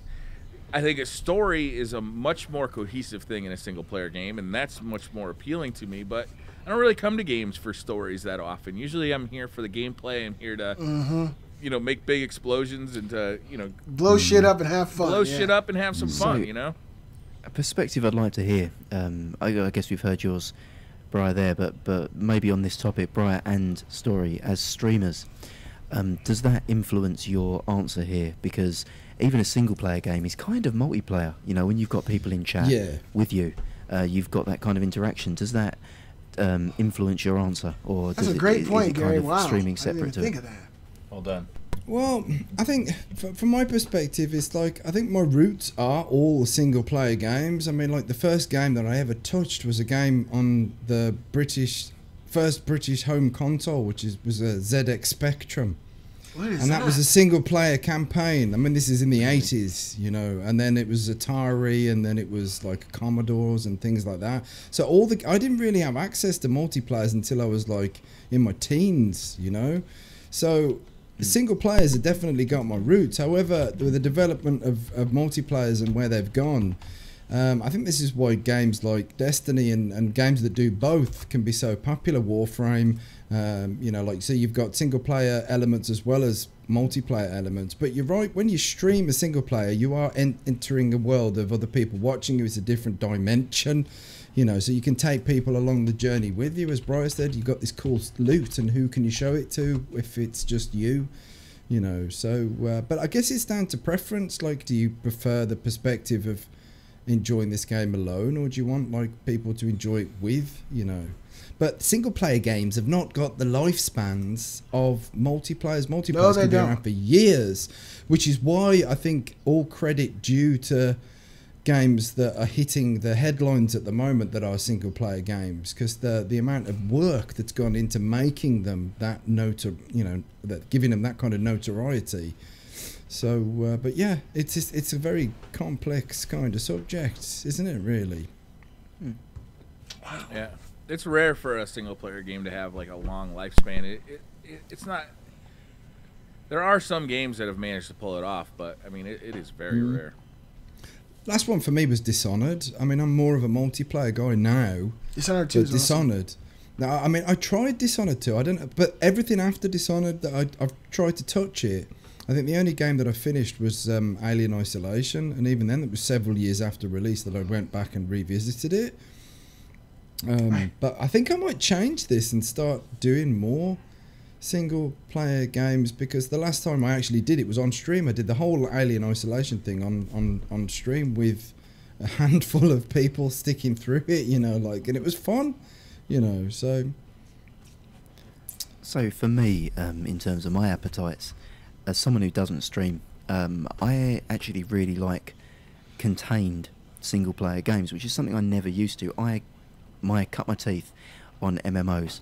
From the age of about 12 onwards, I was playing online MMOs of some degree, be it the old isometric MMOs into the 3D worlds. Everything I did was multiplayer. There was nothing single player that I played. If I played shooters, it was Call of Duty 1 on the PC and United Offensive. That was what I was playing, so I did that. Counter-Strike 1.6. That was the games that I played. I never played anything single player. I didn't own a console after the PlayStation 1. I just stopped playing console full stop. It was all PC, and PC generally speaking isn't known for its... It does have single player RPGs like Baldur's Gate and that sort of style, like Divinity and that sort of the like, but not in the same way that you get the Sony first parties and the Halo campaigns and all that business. So for me, maybe around a year ago, re-exploring the single player game, I really like the idea that I can almost play a game like a book, and that's why I really like my handhelds like the Vita. I know it's a bit of a meme, but I really like picking it up and playing like a visual novel, or so. It doesn't have to be a big graphical thing, something like Firewatch, which is like a walking simulator, like I really enjoyed, or Senua's Sacrifice, something that's like 5 to 6 hours and done, and I can just play it, enjoy it, park it, move on with my life. And Destiny's been a really good anchor, and I've met everyone here on the show from one way or another through Destiny, and that to me like fills my multiplayer boots, and then we sometimes foray into some other stuff, but I think I play more single player now than multiplayer. I would say that most you likely. Do. Just based on the stuff that you yeah, show me in Steam and all the porn stuff that you play, yeah, it's all single player, man. Porn can be multiplayer. Porn can definitely be multiplayer. It isn't often with me, I'm going to be honest. But everyone's invited should they want to participate. Open invitation. Yeah, man, like for me, I play a lot of older, like if I go back to a single player game now, it's a lot of older like retro style games like Chrono Trigger, or I've been still doing a lot of Link to the Past randomizers, man. If they could do randomizers of more games, like single player games, it just adds so much freshness each time you go in and get to play it a different way and stuff like that. So it's really all about the multiplayer for me, man. Like it's got to be something like Skyrim or Witcher level to really pull me in. Skyrim, there was one that sucked me in. Yeah. I got it on the Switch. I need to revisit that. I've been playing Resident Evil Revelations 2 on the Switch, and that's been kind of my portable foray, but I really need to get back into Skyrim. Loving it. All right, so the next topic is Revolver Epic Fails. Whose topic is this? This one's mine. So, I mean, it's just like it sounds. Revolver Epic Fails. We've all sat around and told tales of glorious victory and success, but what about the time we flew too close to the sun, only to come crashing down in an epic fail? This applies with gaming or real-life situations. So, you know, to start us off, while you guys think, you know, I've got a couple here. So, we'll start with the IRL fail, one of the first ones that comes to mind. Okay, I used to live right next to a very popular college campus in my 20s. I did not attend said college. It was a little too prestigious for someone like myself. I did party a lot, and it was a fantastic little college town to party in. One day, I was in a big hurry, probably getting ready to go off, do something that I shouldn't have been doing. And we had this one wooden plank on our porch that just curled upwards, just enough, man. And every day I'd walk out of my house and I'd say, I should probably fucking fix that, because one of these days that thing's going to catch my foot and it's not going to be good. Little did I know that when I woke up that day, that was the day that my foot was going to catch that thing. So I'm walking forward, getting ready to take my first step of, I believe it was four steps. My foot hits it. I instantly fall forward, and my first reaction is to try to get my other leg out in front of me. So I'm falling face first down 4 steps. Somehow I get my leg in front. My leg gets completely stretched out, and I rolled my ankle. And this is how much weight was on my leg, that when I fell, my face hit my foot, which was firmly attached to the ground. So I rolled my ankle, kicked myself in the face, and fell down 4 steps, all in front of a sorority, an entire sorority that was walking by. And my first thought was, dude, you'd have thought the ground was made of fucking rubber, dude. I just sprung right back up. Boing. First thought was, oh shit, I hope anyone didn't see that. And I looked over, and everyone saw. Some dude driving by was even like, burp, burp, like was even all like I swear to God, just to let me know that he saw it, that he knew. Yes. And I'm like, I'm okay, and I start to walk around the corner, and as soon as I put pressure on that foot, I fall again, and I'm on the ground. And at this point, it has gone from everyone laughing at me to now they're concerned. Yeah, you know what I mean? Like, and my foot was so fucked up, dude. Within 5 minutes, man, I almost couldn't even get my shoe off. It was so swollen. It was a plethora of colors. I think it was like every color in the rainbow, but like orange is what color my foot turned. And this entire sorority group saw it. And I mean, it was 4 steps, ankle roll, body collapse, face into my foot. Full on, super embarrassing. Is that how you met Sam? Was she like one of the pretty girls that, I need you to help me? Can you no, take me to the hospital, please? I don't know if I should share this story or not, but I'm going to anyway. But I actually have a fail about the first time me and Sam met. I totally tried to make out with her the first time we met, and she turned me down. You're the man, Will. That's how you do Which, at the time, wasn't a cool story. You know what I mean? No. Like, oh man, you know. But looking back now, I'm like, hell yeah. My first date, I knocked somebody out in front of her. Did you? True story. Oh, really? I thought you were going to say knock somebody out. No, that was her. That was her. But yeah, on our first date, I knocked somebody out in front of her. We all went to a party and got drunk, and he wanted to fight. The knock-up was after the knockout. All 3 of them, yeah. Super impressed from it. But as far as gaming is concerned, a fail, there's only one that comes to mind for me. I was a kid playing my favorite game of all, or at the time, probably still one of my favorite games of all time, Earthbound. There is a really rare item called the Sword of Kings. It has a 0.7% chance of dropping from one particular enemy. There's some other bullshit stipulations that makes it a little harder, but I'll spare you on that. Long story short, my Super Nintendo, after so much use, I used to have to turn it upside down and set a heavy book on it in order to seat the cartridge properly in order to get it to work. Damn. And it was very sensitive, so if you picked it up and moved it, it would power off. Boom, Sword of Kings drops. I'm freaking out. Like, this is an extremely rare weapon in the game. Only one person can equip it. It's the only weapon that he can get in the game. and my grandmother was cleaning at the time. She was dusting, picked up my Super Nintendo to dust underneath of it, reset the whole thing.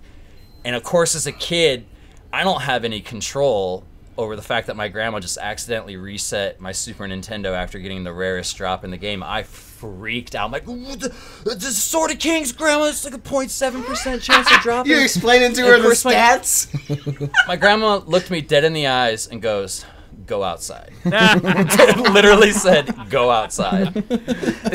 Oh my god, that's amazing.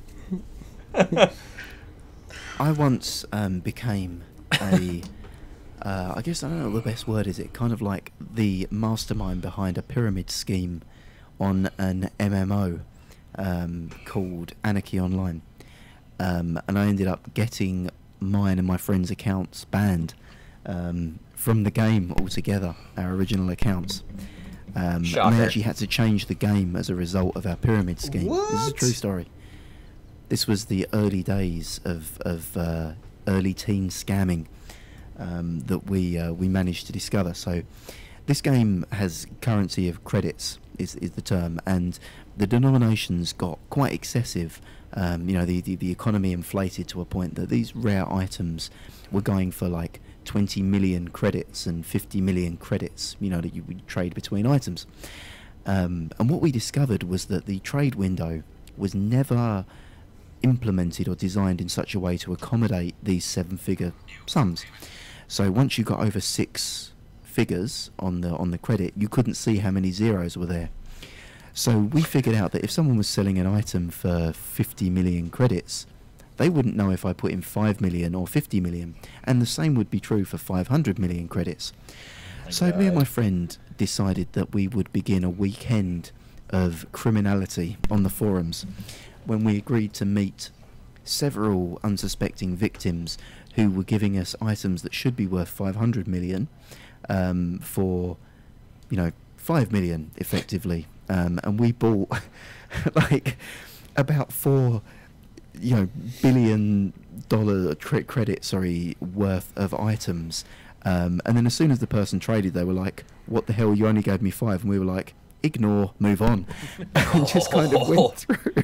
Shortchanged him, man. I was 13 at the time. He was around. And the you same. say you work in banking now? Let's talk about that. We got some of the rarest items in the game that were available throughout the thing, because obviously news hadn't spread that fast that we were able to do this, or we'd figured out this scamming technique worked. And we got like dragon flesh armor for people that are into Anarchy Online, and living queen blade, and all these sort of rare things that were like 500 million credit items. And we'd probably spent like 40 million, and we got X amount of stuff. Anyway, within 48 hours on our scamming weekend spree, we came back on, and your accounts have been suspended for reported violations of whatever terms of service. Anyway, our accounts went. And we General liked the game, shitbaggery. True story. So we started the game, and there was an emergency patch deployed the next week where they added commas into the trade window to see how many zeros have been put in to put a stop to our shitbaggery, and the trade window expanded out to the amount of zeros that were placed. So yeah, that's the biggest fail I've ever made in a game. One, it was a terrible thing to do, never do it. That was me robbing my fellow man. But two, yeah, we actually remodeled Anarchy Online as a game as a result of our shitbaggery. Yeah, True so story. I think the lesson to be learned here is if Gary ever shows you your account balance, make sure it's complete with commas.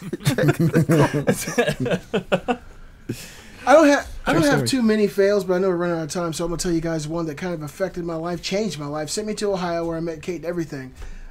Years ago, I used to live in a little tiny room over by Spelman College. I worked at Publix. I worked in the produce department. Beardless. You can't have a beard at Publix. Anyway, one of my roommates, we were outside What is drinking. this, the Yankees? Yeah, it's bullshit. One of my roommates, one of the guys who lived in this building with me, his name was Diamond. It was raining outside, too. We had this big porch, and it was really damp. Wait, that's his real His name? name's Diamond. Yeah, Diamond? that's his real name. But we were outside. What's his surname? What's his surname? Yeah. His last name is Brunson. Diamond Bronson? Diamond Bronson. Dirty D Diamond Bronson. Yeah, That's he amazing. was fucking all kind of women there too, man. But Diamond you know, Bronson with the fucking diamond cutter. I love my it. family is a jiu-jitsu family and a wrestling family, and Diamond was just this young kid. He's like 19 or 20 years old, and he actually learned. What does Diamond do for a Say what? living? What does Diamond do for a living? I now? don't know what he does now. I know he's got a couple of kids. Do you think he Conman knows what he does in chat. No, he- says that's his, Diamond Bronson on the show. But- Conman in chat says that's his porn name, and I tend to agree with that. Look him up on Facebook, Diamond Brunson. He's a cool cat, though. But this particular day, my sons were over with me, and I was wrestling Diamond Diamond. Bronson. And it was raining. We were all drunk on this porch. There was a couple of girls who lived there. Everybody outside chilling. And it was getting dark. And I'm wrestling this guy, and I slipped. And as I slipped, everybody heard what sounded like big-ass cow bones snapping. Crack, crack, crack. And I tore my ACL. Oh. Yeah, I tore my ACL, and I was on the ground. I was holding my leg up, and my leg was like almost sideways. And I'm a big dude, so Damn, that went a different direction. I thought you were gonna say like you went to like lift him up and you like pooped your pants. Or I almost something. did shit my pants. But everybody who was outside, playing spades or whatever, they were doing. Everybody turned around. Was like, "What the fuck was that?" And I'm just laying on the ground, my leg up. I was like, "I'll be okay." And as I tried to get up, my leg was like, "Oh no, the fuck you ain't, bro!" I could barely move, and I ended up going back in there, drinking a bunch of Parmesan brandy to dull the pain, and I went to sleep that night. And then the next morning, I woke up and my You go to the hospital? No, I went the next day. I went and got drunk. I woke up the next day, my knee was like this big. And so, they're gonna send two fucking female women in the ambulance to get me. They're both about 5 foot, trying to get my big ass. I was like, which one of you girls am I going to lean on? They took me to the hospital, and I ended up losing my job at Publix because I couldn't fucking work. They didn't cover that. And So He didn't go to the hospital because he's used to something that's swollen between his legs. I ended up going. Look, believe it or not, I went to the hospital and I didn't feel like waiting. Right? They gave me the leg wrap, and there was a bunch of people already there in front of me. She gave me the crutches, the leg wrap, and then they gave me some Vicodin. It was the first time I ever took Vicodin. She gave me about 6 of them, and then she gave me a prescription. And I took the Vicodin in the hospital. I was like, shit, I feel fine. I called somebody to come pick me up. I went and got into her truck, went back home. And then, I just survived on Vicodin. Went to Ohio and basically healed myself old school Predator style in the woods, lifting my leg up and doing all kind of With a road flare? Yeah. You burnt yourself with a road flare? No, I'm kidding. But I have a sneaking suspicion that this entire story was a cleverly veiled way to throw racially charged insults at us at the start, because I heard the porch story. Can you one more time tell us what the noise was as you apparently broke your ligament on the stairs? pop, pop, snap, crack. I don't know. Crack. I think the first time it was cracker crack cracker. Oh. But I wasn't talking about you guys. I would have had to say it 4 times. I just think this entire story was a bet that you had Solid with Diamond argument. Bronson whether or not you could call us crackers on it. That's what I'm thinking this is. I see through you and Diamond Bronson. No, James. check it out, Gary, right? I can't even make racially insensitive jokes because if I do that, I get no trim at night, right? My white wife fair is watching point. this show. She puts the clamp down if I say the wrong thing. You walk out there, you see that string from those sweatpants get pulled tight. Don't worry. Just if you have any problems there, just 10 minutes on the phone to Diamond Bronson. He'll sort out any problems that you got, man. He just had twins. Silver Yeah, he tongue. just had twins. Done. Silver-tongued Diamond Bronson. Yeah, he was handling his business. I was single back then. I used to hear this chick Natalie in this room screaming like she was getting beat. Then she come out kissing him. You want something to eat? I'm like, damn, what the fuck was y'all doing? Gary, that's what you're gonna have to name your next character in a video Diamond game. Brunson. It is. Dude, I want to see Diamond this Bronson dude's birth is- certificate. He's a real. I'm getting ready to link his fucking Facebook so you guys can see him. No, you can Does call he have yourself the whatever the middle fuck name? you want on Facebook. No, I want to see proof that this is his given name. Like Well, two parents were look at- fucking awesome enough to say, what should It's we his name our son? That's his real Oh, name. Fucking Diamond Bronson. It's Brunson. Brunson. Yeah. Close enough. Yeah, that sounds Either way. good. What's the middle name? Please be Diamond Dallas Bronson. Can it just have like an awesome middle name, Diamond please? Dallas. I don't even That get sounds like input into someone what had- we name our fucking cats. I came up with diamond bronze. It's a link in our. But the next one, you know the name of your next one though, Briar. That's it. The cat's full name will always be only referred to as Diamond Bronson, never just Diamond. No. The whole Be the thing. entire name. You guys can see him in our Skype chat. He's a cool cat. What do you? What about you? He hasn't disappointed. Story He or, looks exactly like I thought he'd be. I'm Amazing.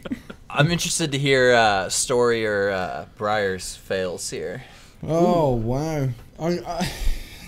There's many, but maybe a quick one for you. My first ever cruise. It was like an overnight cruise to Sweden on a ship with my ex-girlfriend's family. You spend time on the ship. There's like a buffet, and you can go dancing and go to a bar and stuff like that. I'd never done this kind of thing before, and I was a bit concerned whether I'd get like seasick. And we were going to Stockholm, and my ex-girlfriend's mum was like, well, I've got some special tablets that will prevent you from getting seasick. Oh, yeah. They're usually prescription, so, you know, nudge, nudge, wink, wink. Here's one. You can try this, you know, when we're on the ship. That was it, though. She neglected to tell me that whatever you do, don't take it with alcohol. And, of course, we're sitting down at a buffet. There's wine, so I'm like, oh, I better take this pill. And I took it with my glass of red wine. Yeah. And I didn't think anything of it, you know, so we're tucking into buffets and things like that. I have no idea what's going to happen. But she did say, oh, by the way, before you take that tablet, you make sure that you don't drink it with any alcohol. And I'm like, why? What's going to happen? She was like, oh, I don't actually know, you know, like, but it just says on the, you know, the directions, don't take it with alcohol. So about half an hour, 45 minutes later, I remember getting tired. That's pretty much it. And I might have said something like, I'd like to go to the cabin to sleep. And that's it. I don't remember anything. So 18 hours later, when we're on our way back from Stockholm, I wake up, you know, in the cabin. Like, I've missed like 18 hours worth of, the whole thing. And I'm like, whoa, it's like Bill and Ted's, you know, whoa, what year is this, man? And they're filling me in on what transpired within the last 18 hours. I mean, admittedly, 16 hours I was out cold in the cabin, couldn't wake me up or anything like that. Still breathing, but like completely asleep. What was that movie where they unearthed the caveman that was frozen? Encino Man? That was like Encino Man. You woke up 1,000 years later. But when I looked in a mirror, though, I was covered in bruises because apparently they had to like carry me from the buffet because I nearly face planted in my dinner. You know, like I was literally out cold to turn the lights off, so they had to carry me, and I just, you know, I'm like 100 kilos guy, man. So you know, this whole family had to like carry me up to the cabin and put me in there. What the fuck was that pill? It wasn't Germany. It was. Yes, I don't know what the actual chemical was, but it's like a prescription med for incredible seasickness. That's what it sounded like. And you said it was gave you Rufalin, dog. You said it was your ex and her family. Yeah, that was planned. Unconscious, you say. On a ship, you say. With sailor boys, you say. I love this dangerous. That was the first night he met Gary Diaz. Story. But I can only imagine it being like proper like Dumb and Dumber level stuff, you know, like losing speech. They said I couldn't talk. I was trying to talk and and then you know, completely out cold. So it was kind of embarrassing for my first trip out with it was my girlfriend at the time and her family, and you know, it was my first. That sounds like a setup story. That sounds like a setup. I think D's Nuts has got it right. Was it Quaaludes by any chance? Given legal. Well, it's the impressionable thing. I felt kind of embarrassed for myself that I just put. I mean, literally, I could have woken up in an alleyway in the middle of Estonia without a kidney. You know, like I put my complete faith in these people. You know, like. You know? Luckily, you're on a cruise ship, so no alleyways and no missing kidneys. Yeah. But yeah, there we Wow, go. that's intense, man. Usually the first thing I would do with my experience before giving somebody a pill is usually tell them what they can or can't take it with. Yeah, In my experience. Usually. yeah, you know. Well, I mean, if this person was banging your daughter, you'd probably just say, fuck him anyway. Fair enough. Fair enough. All right. Put this. What about you, Briar? My story is not nearly as epic as that. It's it's a much quicker story too. Some people who follow the stream know this story because I've told it before, but this one has to do with the inherent danger of wearing Crocs. I don't know if you guys are familiar with the foam sandals popularized in the late 2000s. I have a pair. I've had them since the late 2000s, and they're very light on tread. So one afternoon, I went and walked the dogs, and I was coming inside the house after walking the dogs. And, I was just casually, loose pants on, and I think there were shorts, actually, and I was just kind of coming inside, and I happened to kind of slip as I was walking inside on a stone, like a tile floor. I suddenly kind of slipped and tried to, kind of catch yourself. You know how you once you've slipped, you try and, kind of get your feet back under you. But That'd be funny. the shoes were very, very slippery, and sometime during this, I realized that I had forgotten to fasten my belt on my pants, so my shorts just dropped to my ankles. At which point, I lost the ability to kind of flail around with my feet wildly, and just landed on the floor face first, with my Crocs on and my pants around the ankles. I feel like the belt didn't. That wasn't. I feel like that was more of like your defense mechanism. It's something you're used to. When you get scared, you just drop trow. That's like your defense mechanism. I don't think it was a malfunction in the belt. I think subconsciously there's something going on there. So next time you fall, if the pants come off, we know. Well, next time I get scared, I'll watch the belt, see if the pants fall. That's when true. People get startled, you're like, ah, and your pants just fall down. Fight or flight. Sometimes your pants just flight as well. They run away as well. It's interesting you tell that story because maybe not quite an embarrassing story if you weren't there or if you're not a streamer, but there was one time, I think it was me, Briar, and I think it was JB Mega. We're playing on Rusted Lands, Trials of Osiris, heated, sweaty battle, okay? It had come down to the wire. It was tied up. Briar has his super. All right, he's good to go. He's got a Nova Bomb. We know where they're going to be. He's going to put it, and we're going to profit. Only problem is, Briar goes in to throw his Nova Bomb and pops a bubble instead because he's not even a fucking warlock. He's on his Titan the entire game and had no idea that... So, Briar goes into... And they're all on A, dude. All three of them are holding dicks like it's D2 meta. And Briar goes in, he's like, I got a Nova, they're all on A, and all of a sudden we hear, shh. Briar Rabbit has created 2 orbs, but no kills. What the fuck does that mean? So I go around the corner. Briar dead as fuck. Briar's character isn't even moving at this point. He's just laughing hysterically, standing in the bubble. The other team doesn't know what to think. I think we still ended up winning that game. I think Mega ended up clutching that round because the other team had no idea what to think of your bubble in that useless hallway. Mega found served that no clip the other purpose. day. Dude, that was so good, man. You were hungry for that triple down Nova, dude. Like you could taste it. It was palpable. And he went in, and we just hear the shh noise of the bubble. I remember popping the bubble. Just Hold my like, beer. Oh shit! And it was later known as the bubble heard round Twitch. It was fantastic. It was a great day. It was so good.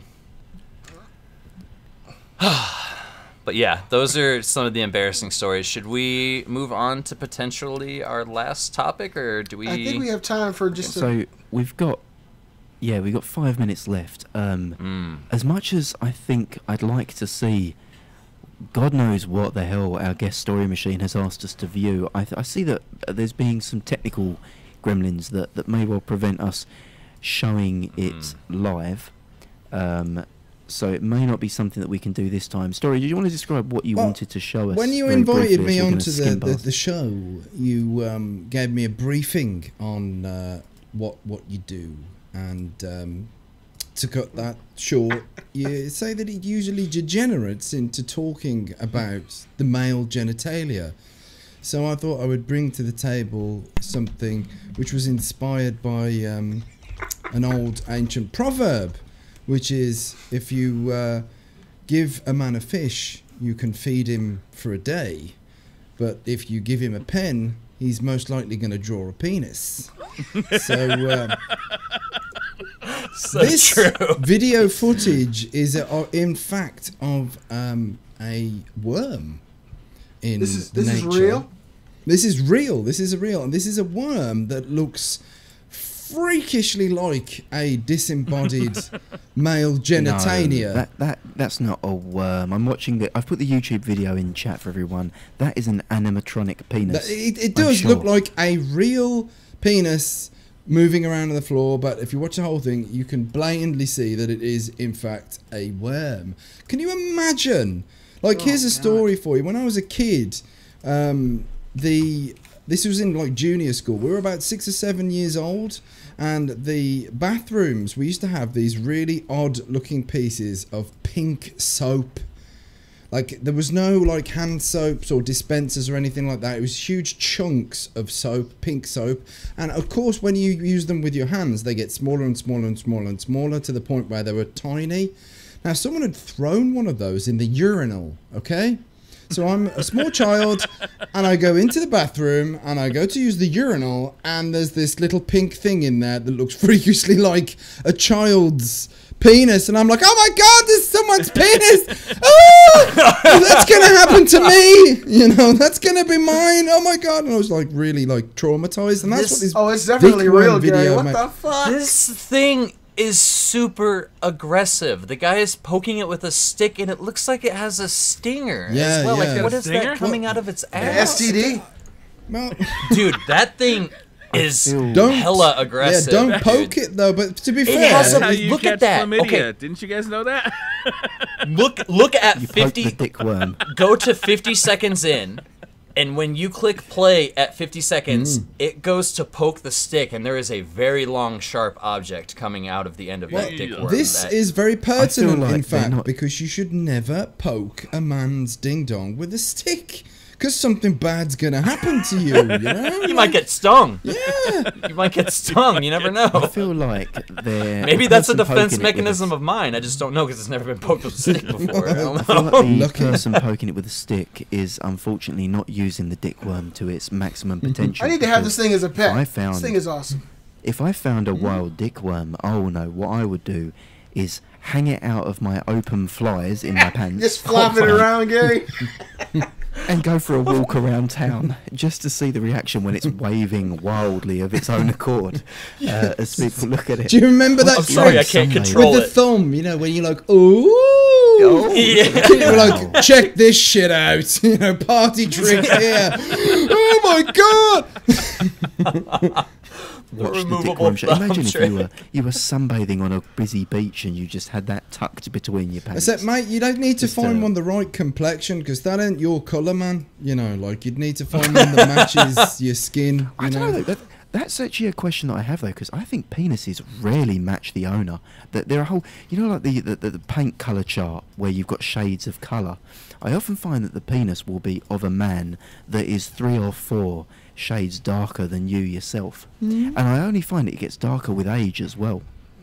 Because when you see like, you know, your penis as a younger man, it's often the same pinkish color of you. I don't As you understand get this older, conversation, it- but continue. I don't know where it's going. I'm just Darker watching him flail significantly. about. I can't imagine why, Beasley. Like a piece of tanned leather as it ages. I'm just saying. Gary, you're gonna have Did to. you have a you're gonna ha- transplant at some point in your mid-teens? Something. I'm Something just saying, happened. The more Something time, happened. the more time you spend staring at different men's penises, you will notice that the colour will really match that of the Can man. I offer a suggestion, Gary? It's darker because you've been beating it for 30 plus years. Good point, Wilson. Good point. We know you, Gary. Never once. I think we gave solved it that a one. deal after that first time. Yep. Just one constant bruise. When you've It's dug a yourself a true hole, phenomenon. these fellas don't give you a hand out, do they really? No. They just leave you in The there. Dulux, See you the later. Dulux colour chart penis is a true phenomenon. I will get Well, support just, and corroboration Gary- on this. My dick has been black my whole life. I mean, dark. It's pretty dark, but it's not this dark. So, Jesus, what the hell is that? That's a remote. Eggplant. Oh, right. is it Did a you remote? order that off of Amazon? No, this came on my TV. Press the button on it. Oh It goes. shit! It looks completely different from that side. Yeah. Now we're seeing it. So, our final point to round off the evening, we're already over time, so this is going to be a quick Revolver Decides. Is it This is decides? I thought it was rev- the measure of a man. I It thought is he the was measure of a gonna- man. Yeah, measure. Oh, right, measure of a man. It then. is. Oh, sorry, I didn't say that. The measure of a man. BC, tell us what we are measuring. And this is the week. measure of a man or a woman. Shout out to you, Heavy Metal Mama. If you could only use We've got one more than one condiment for the female rest of your viewer. life, what would it be? I have a question. Yes. It's a toss-up. It's a toss-up. Barbecue and ranch. Does barbecue ranch count as a flavor as long as I'm No. not mixing the No. two? No, hold on. Hear me out. No. Hear me. Briar, hear me out. What? Just hear Can you me buy out. it on Google? Not if I was to take barbecue and ranch That and sounds mix them disgusting. together, but if I could find one container of barbecue ranch. If you could buy it on Google, then that can be you can have that. But you can't mix two different Can you condiments. buy anything off Google? I thought you had to go. If like, you can find it on Amazon. Google, you know what I mean. God damn it. Okay, well, Wilson, you start okay, searching for it, and if you can find it, then it could be your choice. You're allowed it. Oh yeah, it does exist. For Margaritaville dressing, barbecue ranch. Yuck. Yeah, that sounds like. That's pretty. Yep, that's all me. Congratulations, my friend. I guess it works. I guess you can have it on salad and on Flour. fucking barbecue. When chicken. you're stoned, anything tastes good, man. Like, that's all I'm saying. Why not just pick something that tastes good when you're not stoned? Then it'll taste better, right? Because it all tastes Ketchup good, man. is the You're hungry as working, fuck. like, tomato ketchup is like the workhorse sauce Oh, though, it because it is. goes on It's everything. amazing. You think, But like, you surely, if you've only got one condiment for the rest of your Condiment. life, if you don't pick not condom. condiment, If you've only got one condom for the rest of your life, you better wash that after use. Could we? It better be extra strength, Could we too. explore though a ketchup flavored condom? Could I this think possibly they be our exist. next Revolver venture into the business world? Oh no! Imagine, no. Think about this one. Think about this one, right? Just for the irony factor, imagine getting a dick flavored condom. Oh dear. This thing tastes like dick. I know. Yeah. It's amazing. It's a That's- miracle. You see what it's of modern on right now? science, isn't it? Yeah. Why has that not been made? That's genius. It's a paradox. It The might be. wrapper Let's- tastes like the Google that content. Story. Let's Google It's like a preview. flavor condom. Story, you have to be with us every week. I fucking love this guy. Oh, fuck. man. We're late to the man. party. Trojan had released penis flavored condoms. God damn. There- Oh man, It that's seems like a no brainer. Yeah. They would have sold more if they would have had story advertising Yeah. for them. Well, I'll tell you that much. They also released penis flavored lollipops to go alongside them. Now that is ingenious. I wonder how they Penis-flavored came to the. lollipops. I kind of want to get some of those and So you just can give them be- to my best friends at Guardian Con and be like, what Yes. Can they Be like, be hey, ho. can For they, a side. can they taste like my penis specifically? Be like, hey, Hope, I got No. you a lollipop. Hey, buddy. No. What? No. Think about this though. Think about this for evaluating your life choices. If you're a man who's never filleted another man, and then you get a dick flavored lollipop and it's delicious, what goes on then from moving forward? Is that a whole different lifestyle choice? If this dick flavored lollipop is the most delicious Gary, lollipop I you've ever think had, that it's the something that you lifestyle want choice was every made the day moment you moving decided to forward. taste it.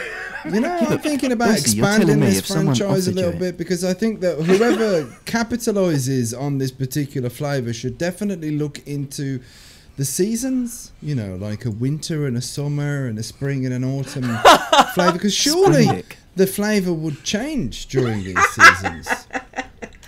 You know, like I can imagine sales are not good for a summer season flavour. Sweaty. You know? Salty. It's a little salty. It's When it's a little hotter, you know. And I just don't know what that would do to a man, though, if you realise that your favourite flavour is dick. You just... Give me a I'm rope. not here to judge Gary. It's 2018. Right now, I'm really missing the old bag of dicks sponsorship. I really do miss calling me stubborn, but it's a flavour that I'm willing to pass on for the rest of my existence. Same here. What's your Food no, I no, like, hear me out. What's body your favourite? parts, maybe What's your not. favourite food? What is your favourite food? That's a hard question. It's probably dick shaped. A lot of them are My- dick shaped. I'm Hot just dogs, saying, My bananas, favorite ice food cream is cones. filet mignon. Right, now Beasley, filet mignon. Now imagine that dicks taste better than filet mignon, and you're I missing can't out. imagine that. Because you don't know. I can't imagine that. Look, I'm just saying. Look, I'm just saying. Whenever my partner gets done tasting it, she never looks like I did her a favor. Beasley makes a strong point here. She always looks like she did me wrong. You just nailed it. Like women everywhere, like he gets it. It's just, he You make a gets it. fucking strong point. For science, I'm definitely buying a dick flavoured lollipop for live on air, for a live reaction. I'll tune in for that. I'll watch you taste I swear, I'll watch it, Gary. that. You have a I'll huge watch you audience. taste that. I need to. Where See do if we you can even get a go UK from supplier. there? For condiments, that- though, I And think that I'm is gonna our have to- favorite fucking flavor. The only condiment we would choose. Somehow I didn't even answer, which is green flavor. Tabasco. Tabasco is my choice. It works good on everything. I'm going with peanut butter. Peanut butter. That's the one. Yeah, I mean that's technically a condiment. I started making my own. You I'll allow see, it. like when I I, don't found know out if that how would be to a make condiment. Would that be a condiment? I'll allow it. I'll allow it. But I feel like I borderline. feel like you could have that Borderline. without and still pick a condiment. I mean, the only thing you really use it on is what, peanut butter and jelly, or Is Not jelly true. a condiment? no? Yeah, it's definitely. Well, I would say it is. Delicious jams, jellies, and preserves. I would say it's a if we're condiment. thinking of something more like in the terms of like ketchup. Yeah, we're sauces thinking- and things yeah, like sauces that. Then like I'm a that. mayo man. I like that. I like my mayo man. I know Gary's going to immediately interject and cast me into the pit. I'm for hell surprised. for It this, seems but- like Gary has an affinity toward mayo-like substances. No, mayonnaise is the devil's semen. It is the most vile tasting, greasy, nasty shit that influences any food that it is put Miracle into. Whip. It's the devil's semen. What the This is coming from a man that wants to taste the fucking cock flavored lollipop. Can you trust anything that's coming out of his fucking mouth right now? I'm a man who has never tasted penis. I just want to know if I'm missing out on a flavour that I have no access to. I'm just saying. Oh my goodness. In The terms pinnacle. of my condiment, it would be hot sauce. Yeah, Hot sauce. I Tabasco. don't really care what sauce it is. Give me hot sauce. Put it on everything. I like anything that's spicier. And if you make something spicy enough, you can't taste Yeah. it anymore. So you can eat any food if you cover As it long in as you enough hot have- sauce. That is a very It's- normal it's answer, good. Gary. Yes. Good job. Munch a bag of dick flavored lollipops after you've had hot enough hot sauce there. Ah. I'm on my second bag of these. You know, it's all good. Getting all my vitamins right here. You know, Story. line them up. Blum, blum, blum, blum, blum. I just consume Well the done, lot of Story. it. It's my Well protein for the year right there. That is Story's new donation alert right there for the stream.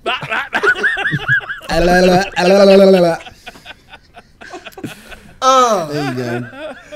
Peanut butter with celery, heavy metal, mama. There you go. That my mom Like, that was a snack that my mum introduced me to when I was a kid. That's good stuff, though. That is real But good. I started making my own peanut butter, and it's good, man. I'm Is happy maple with- syrup a condiment? Yeah. I'd say so, yeah. This is 'Cause much. I put peanut butter and maple syrup on waffles and pancakes. Aren't they both condiments? You in put that? go. peanut butter on waffles? Oh yes, Hell delicious. yeah, you Beastly. kidding me? Hell motherfucking yeah, oh, dude. it's so good. I should try it. You don't even got to be stoned to appreciate that. No. That shit is Yes. fire, Kill dude. him. This guest is awesome. Fire. You guys let us know in the comments. I fucking love Story. This guy belongs here. Who? He belongs. Who's Gary? What did he say? Story needs to be here. I love this guy. So Much love. I sense that we're coming to a close, and before we do our goodbyes and our where you can find us, I think that the viewers who tune in every week and fast forward all the boring stuff beforehand for the hard-hitting Cisco facts, we've got our weekly Cisco facts in a 2017 article that he wrote for Billboard magazine. He finally explains the "dumps like a truck" lyric from the thong song, and it does not mean that she defecates in large quantities. It actually is referring to her shapely posterior. She has "dumps like a truck" is him saying in layman's She got a terms, fat ass. her backside looked large, and I liked it. So that's your And I Cisco liked fact it. for the Thank you week. for clearing that up for me, because I did in fact think she just took massive shits. She had dumps like a Same. And he appreciated that. What? Guys like me. That was Guys like like a recommendation. All night long. I've always been on the lookout for a girl who could take a mean shit, you know? You're right, man. One that can really just. Yeah, I know you look So, good, and you're cooking his fire, but can you shit? you shit, girl. I can Next do week. that. Hold my Taco Bell! These stories, eyes when he said it. Tune in next week for your next Cisco fact. Just fast forward 2 hours of podcast, and you get that little treat at the end. So that's for you We love guys. it, Gary. Gary. Thank Thank you you very so much. much. Story, where can people find you on the internet? You can find me at Twitch TV/Story Machine. If the lovely kind folk can slap that in the chat again for me, that's where I am these days. I used to do YouTube back in the day when YouTube was good, but not anymore. It's all about that Twitch. So if you want to come say hello to me, that's where you can find me, man. Awesome. You can find him on Twitter, too. He's pretty funny on Twitter. Oh, yeah. Remember that A is replaced by a 4, and you'll be able to find him pretty quickly. That's the one, man. Because there was an original dude that, you know, they're the people that grab a username and then never use it. It was that. Fuckers. Yeah, that's the one. Motherfuckers. Yeah. Go suck a lollipop, Awesome, asshole. man. You can- But ju- Oh, imagine arsehole lollipops, like an ass-flavoured lollipop. Ooh, what if it was shaped Don't like be an ass? fair.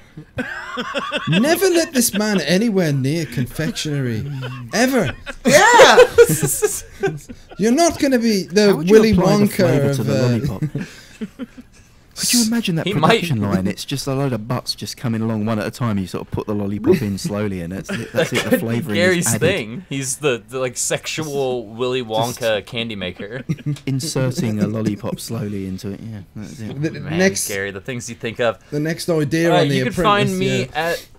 You can find me in my local grocery store rating all Lunchables, the Lunchables, baby.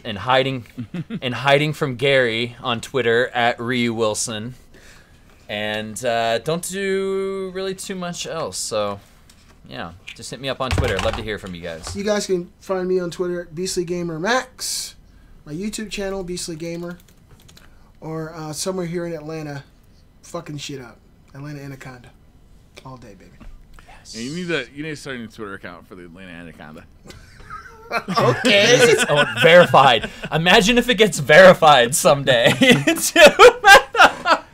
Could your profile picture be the dick worm, please? It's like, Holy shit, that's too good. and you can find me mainly on Twitter, on Gary Diaz 86. Sometimes you'll find me in Briar's stream chat, just causing trouble. Sometimes in Story's stream chat, causing trouble, and sometimes in Beastly's. I've never been in yours, Wilson. You stream at godforsaken hours for me. This week I'll be playing more God of War. Fun fact, trivia bit for you guys that on the outro there. Obviously, you know that you can get different armors for Kratos. I'm not sure if it says more about me that as soon as I found an armor that covered his photorealistic nipple, I immediately took it off, and I didn't feel it was God of War unless I could see the man nipple. So I'm now back in the loincloth that you originally started It in. makes sense, Gary. I think we all understand why. All right, guys. Thanks for tuning in. We'll see you next week. Thank you, Story, for being our Thank you guest for having on this me, week's show. gents. We really had a blast. Amazing guest. Thanks And for we'll see you having next me, week. man. Bye. Amazing.